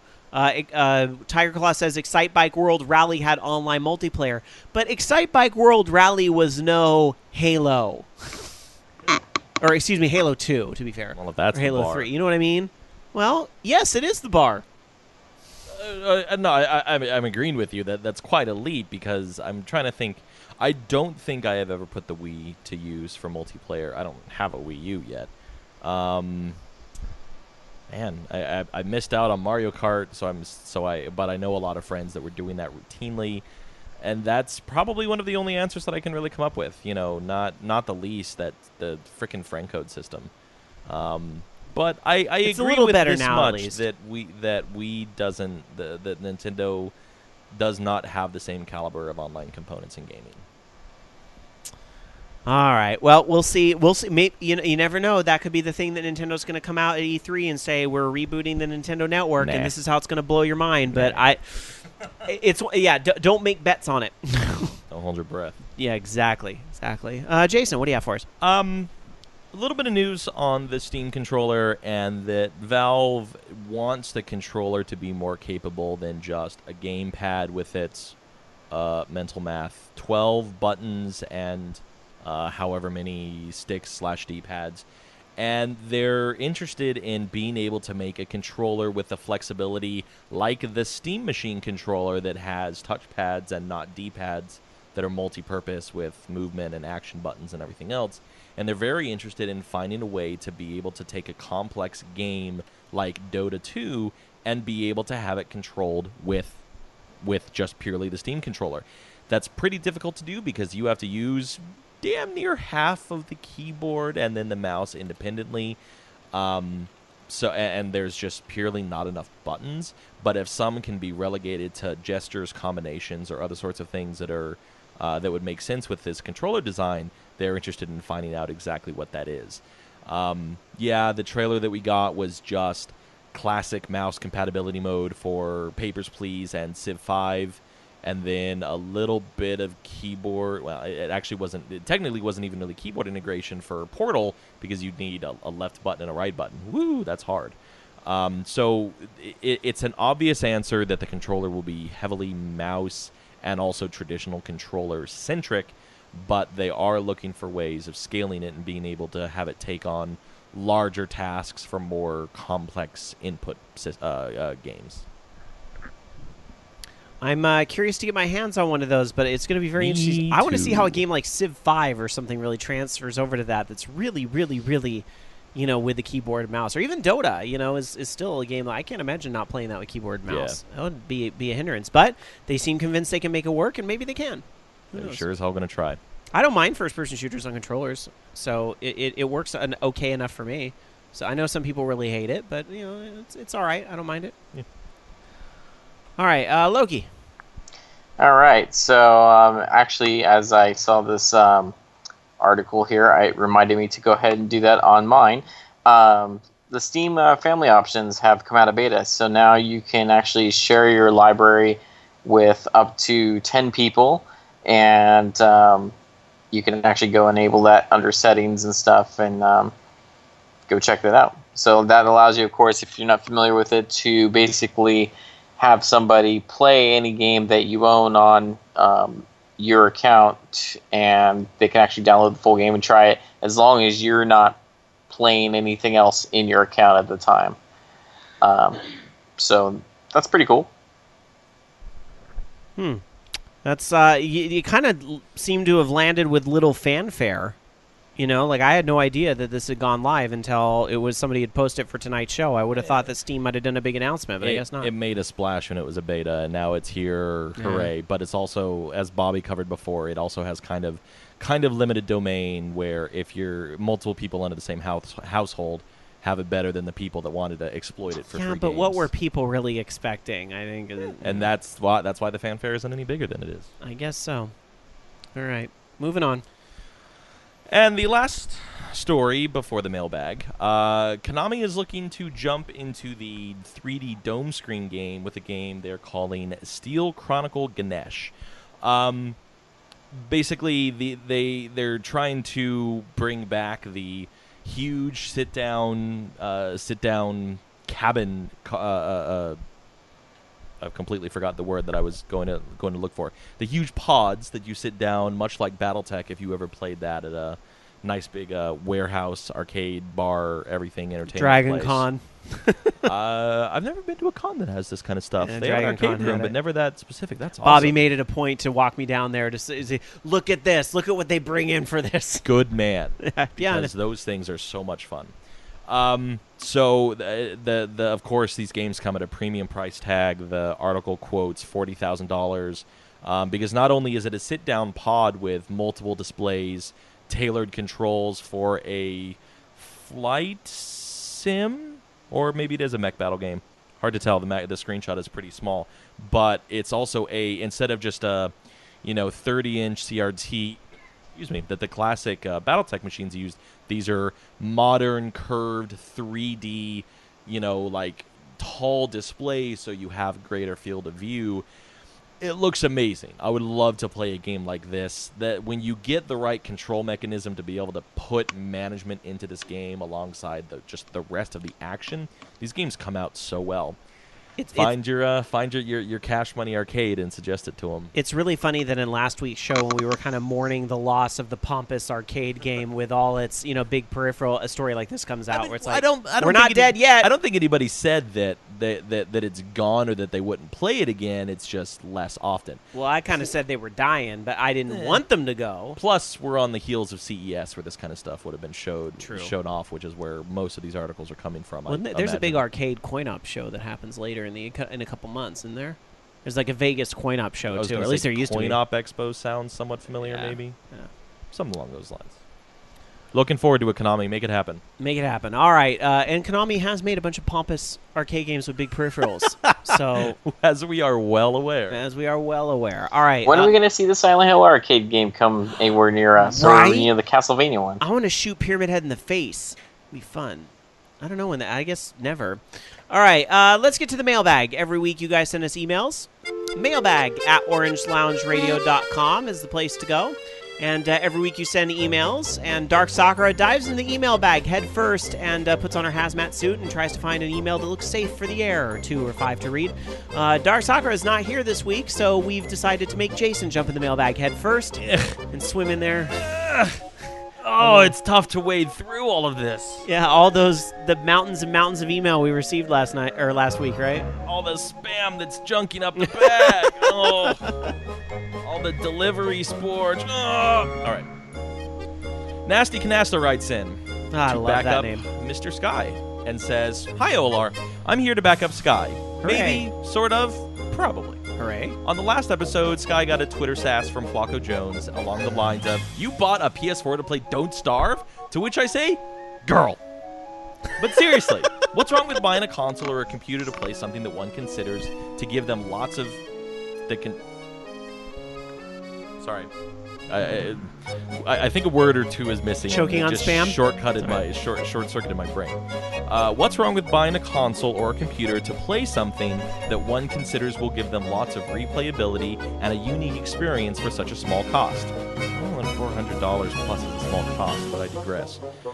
While Don't Starve is not a Call of Duty or an Assassin's Creed, Don't Starve could entertain you way longer than either of those. I will tell you all right now that if I were to own a PS4 in the very near future, the one game I'd plunk my nerdy fanny down to play the most is Binding of Isaac Rebirth, which happens to look like an SNES game. I've played the current version of Isaac for over 800 hours. And also isn't out, to be fair. Yeah. Lost my place. I've played the current version of Isaac on the PC, of course. That's the only place it's out right now. I've played the current version of Isaac for over 800 hours and look forward to Rebirth over Diablo 3, Infamous Second Son, and many other high-profile titles coming soon. I guess what I'm saying is, don't shoo away these seemingly smaller games with lower budgets, mainstream or indie. You can get a lot out of them depending on how well they're made. And a quick question for Loki. Will there be any Left 4 Dead 2 PC VOG Wow, man, I'm doing a really good job at reading. It's not this, an aren't easy I? job It's she does, is it? not. Especially plus the rush and also looking at the clock, and I need to stop looking at the clock. Don't look at the Quick clock. question for Loki. Will there be a Left 4 Dead 2 PC VOG game night soon? Since that was given away for free over the holidays, lots of folks should have it, but getting into the group you want will be a bit of an issue in online campaigns since they only allow 4 players and for normal style, and then of course versus with zombie control maxes out at 8. Also, get Rob and Jamie to play. Rob, zombies, Rob. I did download it, so yeah. I think I did. I'm I don't horrible remember. at those games, though. I had Left 4 Dead 1, and I was so bad at You it. just got to have fun with it. That's Whatever. Probably not. That's That's what my guess would be. Probably not. Oh, why not? We can set something up. I mean, it doesn't. Let's talk in the VOG group on Steam. We'll see what we can set up. I like the idea. pitch it on the forums. Let's make it happen. I'd rather play with cool people that email the show than strangers. Yeah. By the way, just responding to the part earlier there, I think when Flacco was sending me that Twitter, he really was just trying to be sassy, and I think it just came from a place of sarcastic Twitter tongue in cheek. I don't think he was like totally serious with it. It was I also think he coming wants from one- a place of girl. Yeah, I think it was a little bit. So just to say, I don't think it was as as pointed as you might have thought it was. Or I may have made it seem last week. But I think we all know now, thanks to earlier in the show, that I bought my PlayStation 4 clearly for what? Ass and titties. All right. Let's get to the FUs of the week. It's the time of the show where we get angsty. And why do we get angsty? Because we're people, and people are mean.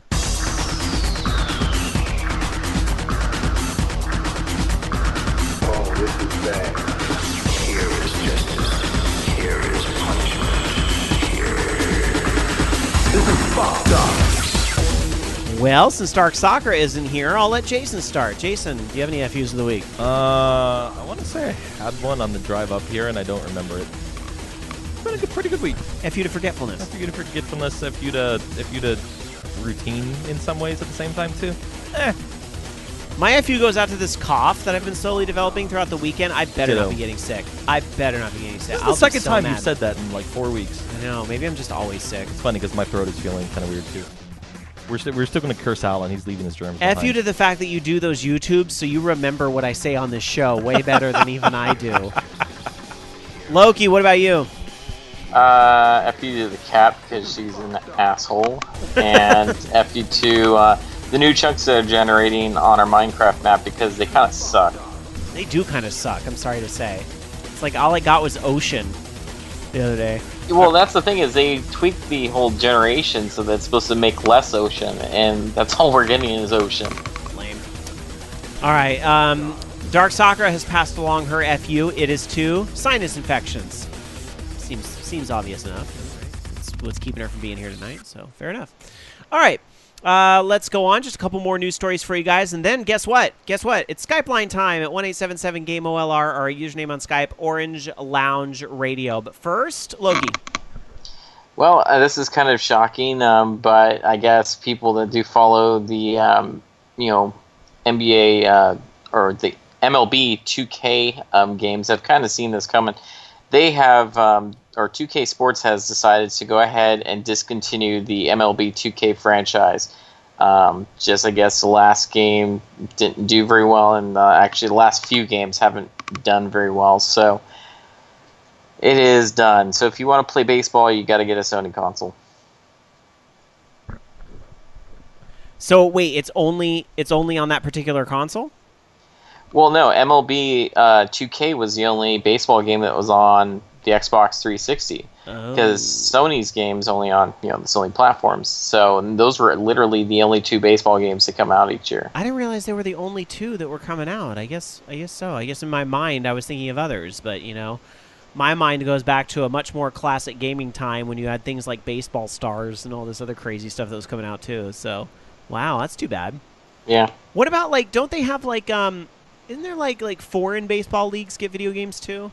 Well, they used to have, was it the Power Pros baseball game that was from Konami, but, Konami cut out pretty much all of their, non-super AAA franchises, so their lineup is really slim.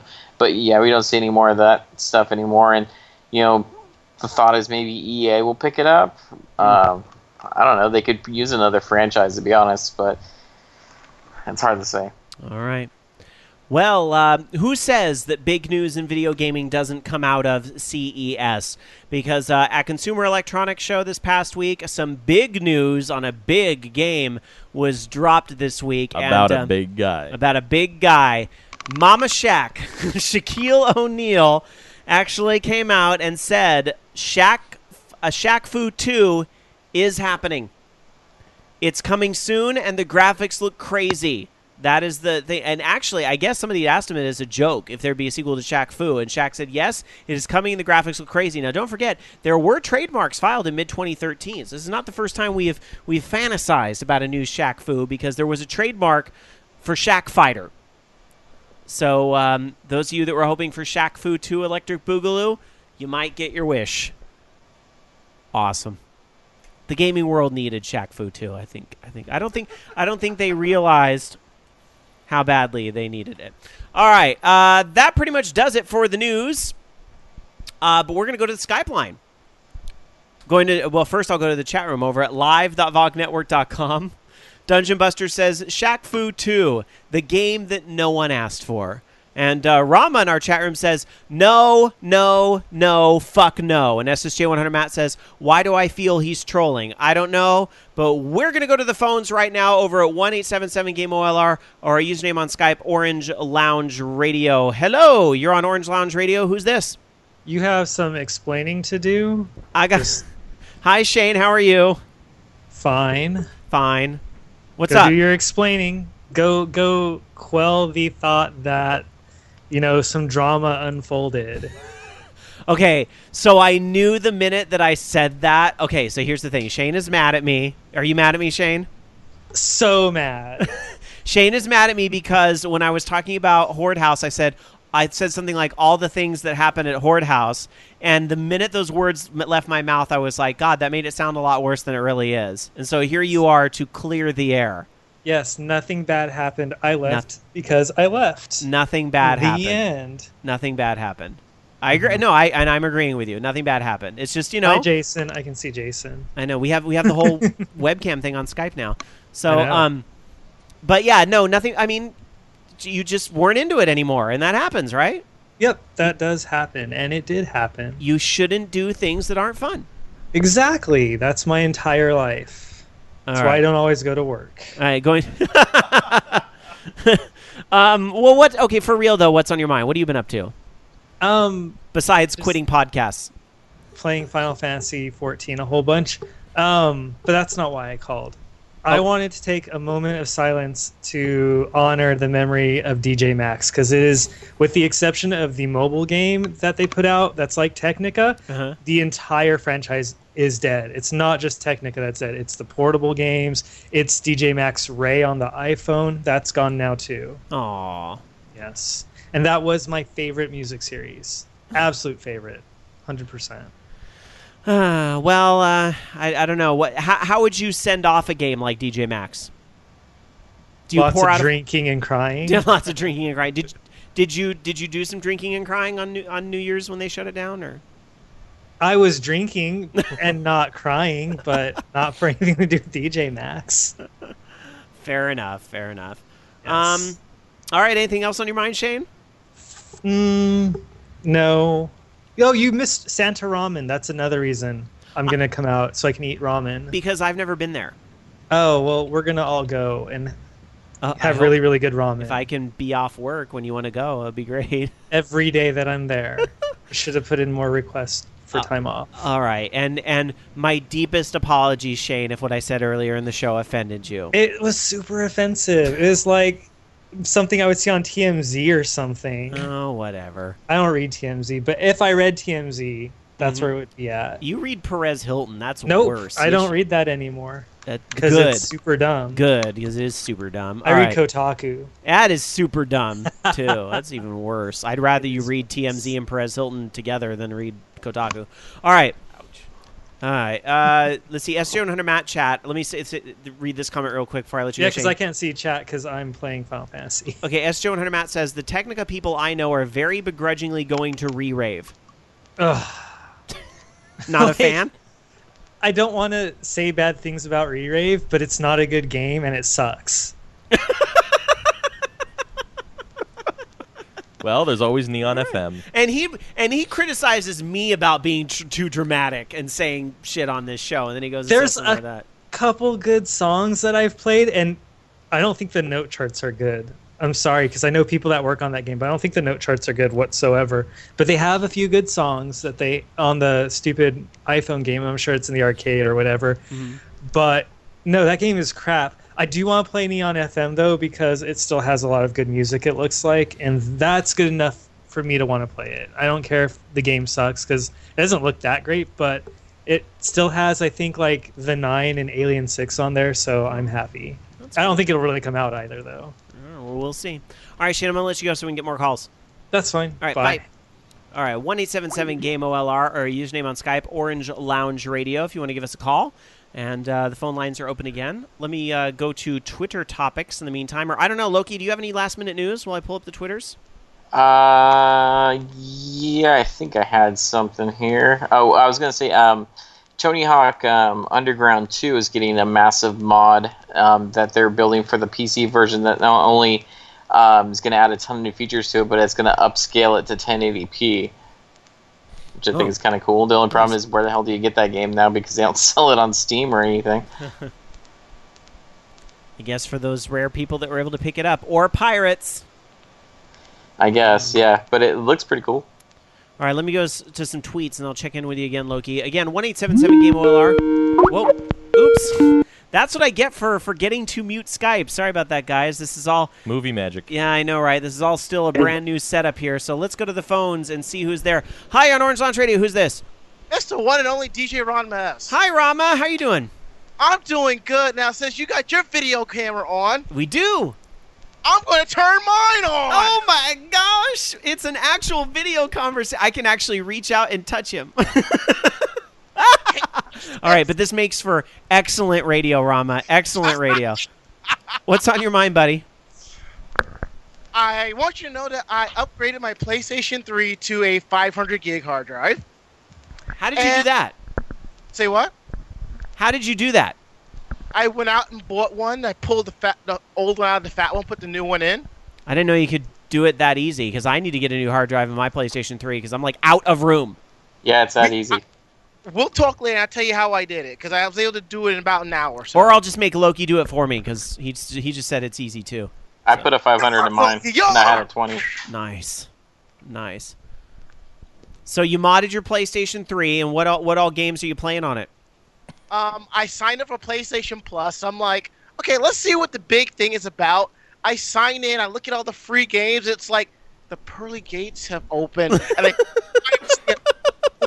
and I'm looking at all these games. I'm like, Devil May Cry, download. Borderlands 2, download.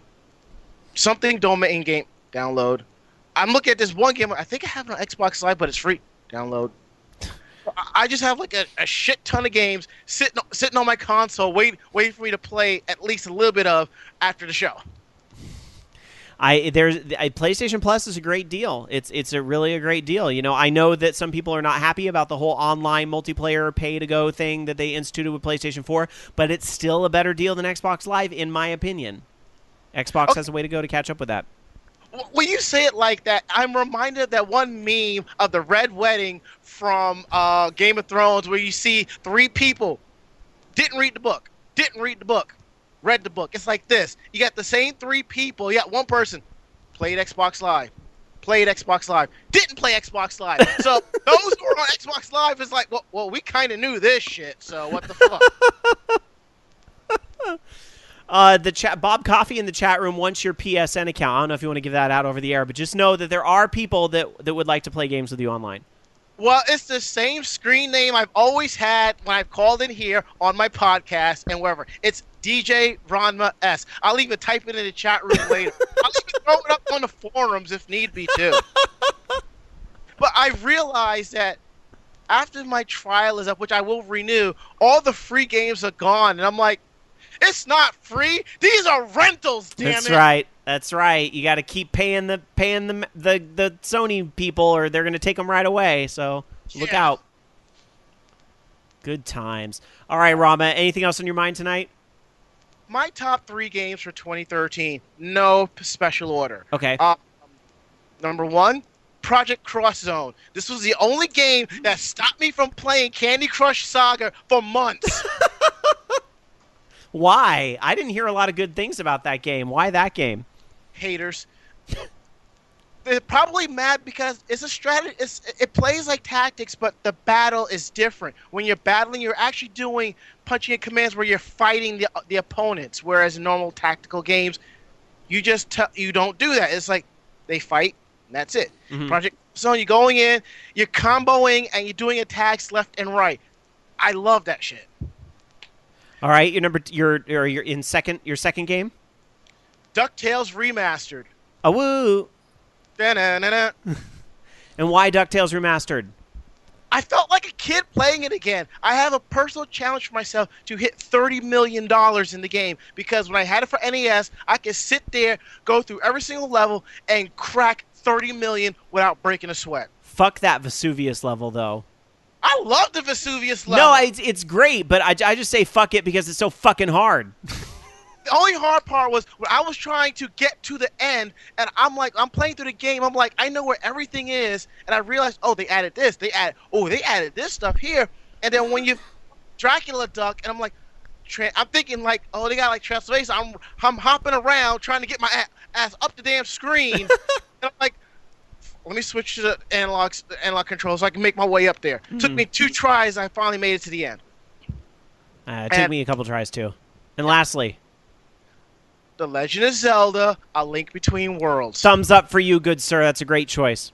Yes, I just have one thing to say about that. The ice level, sliding back and forth, playing this while you're riding the subway. Fuck you, Nintendo. Fuck you. All right, on that note, Rama, we got to let you go to get more calls. But All right, cool. take care, buddy. Always good to see you. Take care. You got it. Bye. All right. All right, 1-877-GAME-OLR, our username on Skype, Orange Lounge Radio, all one word if you want to give us a call. We will probably try to sneak in one more call. Let me quickly run through some tweets. We got a few tweets here. Tiger Claw tweeting us at OLR. Last of Us and Assassin's Creed nominated for WGA Awards, Writers Guild of America. You know, we've seen more and more video games show up in those awards, so that's great. Last of Us getting a lot of accolades, a lot of Game of the Year awards. No surprises there whatsoever, and I know Assassin's Creed. Story of GLA AD last week. Yeah. ActDeft tweets us, Kirby Triple Deluxe is sold out on Amazon Japan and is topping the charts in Japan. So, you know, ActDeft is a Kirby fanboy, so it's nice. It's probably nice to have that validation that Japan is literally eating him up. So that's great. No, I hope the game is successful here as well. 1-877-GAME-OLR, or username on Skype, Orange Lounge Radio. We can probably fit in one more call. Bobby Blackwolf, our buddy who tapes before us, had to tweet us a picture. He said, yeah, I had to. Why not? He is playing in his Super Nintendo on the Oculus Rift. He's playing what? Super Noah's Ark 3D. He got that through, I'm sure, perfectly legal means to play on his Oculus Rift. That Super Nintendo emulator is pretty fun, though, because you can actually look around. Like you see in the little screenshot he sent us on Twitter, and you can see this, too, if you look at the OLR account. Let me do a retweet there so you can see that on the OLR account. He actually, you can, if you look down, you see yourself holding the Super Nintendo controller, which is kind of funny. I realized that I didn't understand the picture because you can see your hands on the controller, and I thought it was a picture that was split in two, and it didn't occur to me until just when you were talking about it. It's a living room simulator emulator. Yep, that's exactly what it is. He let me play a Mario Kart on it, which was a lot of fun. Good stuff. Let's see. 13X Forever actually tweeted us in response to the Fugle question from last week. Here's my response to the Create Your Own Fighting Constructor, and he gives us a link. Let me open that link, but right now we got to go to the phones because we do have another phone call coming in, so I want to get to it. So, hi there. You're on Orange Lounge Radio. Who's this? Hello, you're on Orange Lounge Radio. Who's this? Hey there, it's Vid Power. Hey, there you are. Now I can hear you. Hey, Vid Power. My God, I haven't heard from you in a long time. How are you? Good. Good to hear from you. What's up, buddy? I want to talk about CES again this year. You went to CES this year, right? Because that's right in your backyard, right? Totally. How was it? Awesome. I got to check out the PlayStation Now service from Sony. Oh, even though they were streaming it from, just down the hall, but that's okay. Yeah, exactly. Well, it worked, seeing as it was down the hall.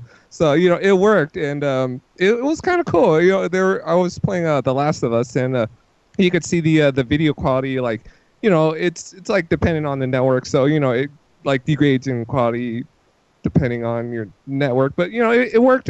No lag, which is the most important thing. I thought that was the most important thing I was going to ask. Is there that kind of lag that you would expect? Because that seems like the all important thing. Like, is there lag?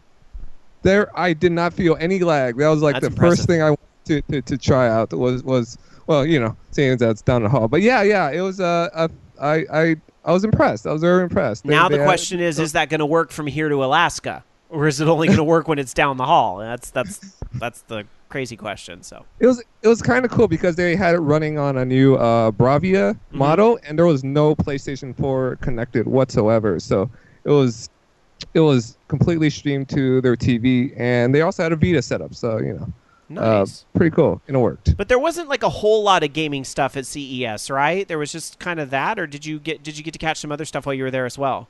In terms of like new games, the only new game they had there was Infamous Second Son. Mm-hmm.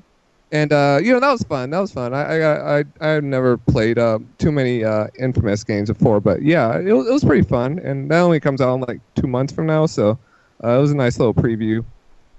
Everything else was just like older games that have already been out, like Knack or NBA Live, or just games that are already out right now. So nothing new. Okay. I gotcha. Now, did you get to see Michael Bay fucking up on stage, or was that invite only? I did not get to see that. No, I saw the video though, but I totally missed out on that whole shebang. Was he walking through the show floor with his head hung low and all that? Maybe. I'm sure he was hiding out backstage for the whole rest of the That was convention. that was so crazy. And surreal. not to be a bitch, but my immediate tweet, because if you're going to be a bitch, do it on Twitter. That's where everybody's a bitch. So my first thing, I went and I wrote a tweet, and I said live ain't easy, is it, Michael Bay? So anyway, all right, I had to say something about that. Yeah, that was good. Now, okay, since you're in Vegas, surely you know the answer to this question. Is there some type of coin-op show that happens in Vegas every year? It's like an amusement expo or something, right? I think you might be referring to AOU. Is it the Amusement Operators? Yes, it is. That is it. Thank you. I knew there was something like that. See, I just have to ask the guy that's in Convention City there. Tiger Claw in our chat room saying that the teleprompter broke. That's why. Well, you shouldn't have to have the teleprompter to make or break you. My gosh. You know what, though? It isn't easy. To be fair, when I did that, it was the Umlaut thing a couple years ago when they asked me to be like the man on the street thing for the live stream. I was kind of scared shitless. Like, it is really hard when it's video and you know that like people are watching you and stuff. Like, this is easy because I can't see you. But when it's in video, it's like, I don't know. It's so much different. It's weird. So I can't give Michael Bay too much shit, but. Anyway, well, what else? Tell us one more funny CES story before we let you go. They had a DDR setup for this like health. It was like a health company. They had a bunch of DDR. Like the DDR in school thing. Yeah. It was a DDR in school like setup, which I was surprised to see. That was kind of funny. That is pretty awesome. See, kids today. You know, when I was your age. Kids, and you playing your DDR in school. When I was your age, in the wintertime, we did square dancing. That was our DDR. And instead of arrows scrolling up the screen, it would be the female PE teacher out there going, "All right, everybody, now do-si-do." And yes, she sounded like that. All right, anyway, VidPower, I got to let you go so we can wrap up the show, but it sounds like you had a great time at CES, and I appreciate hearing from you. So your next mission, should you choose to accept it, is to go to the Adult Expo that's taking place, I think, right now, and report on that too, okay? All right, I'll see what I can do. All right, appreciate it. All right, take care, buddy. Bye. Bye. All right, that again is VidPower there on the Skype line. And that is actually going to do it for the Skype line tonight. I'm sorry to those that didn't get through, but we're running a little bit behind tonight, so I want to make sure we can go ahead and wrap things up. Quickly, Loki, I'm going to check in with you. Are there any other last-minute stories? Because I got to finish these tweets. I didn't finish that one guy's tweet, unfortunately. No, there's nothing really. All right. Let's see. This is a tweet that, again, 13X Forever sent saying the Create Your Own Fighting Constructor. I guess this is actually a link to a game that will let you actually create your own. This is better, though. This looks better a little bit than what is Mugen is the name of that or whatever? Mugen. This is different. This is EF12. It's a playable 3D fighting game, and I guess with the engine built in it, you can actually mod the hell out of it and make your own like 3D fighters. You could put yourself in it if you want. So that seems like a more advanced type of game. They had that. They had something similar on the PlayStation 2. I want to say it was by the same guys that did, the RPG Maker as Fighter Maker. But there's some really terrible games they made out of that. Playism-games.com if you want to check that out. Thanks for that tweet. Appreciate it. Trying to see if there's any other. Apparently, it's on tweets. Greenlight as well. Oh, is it?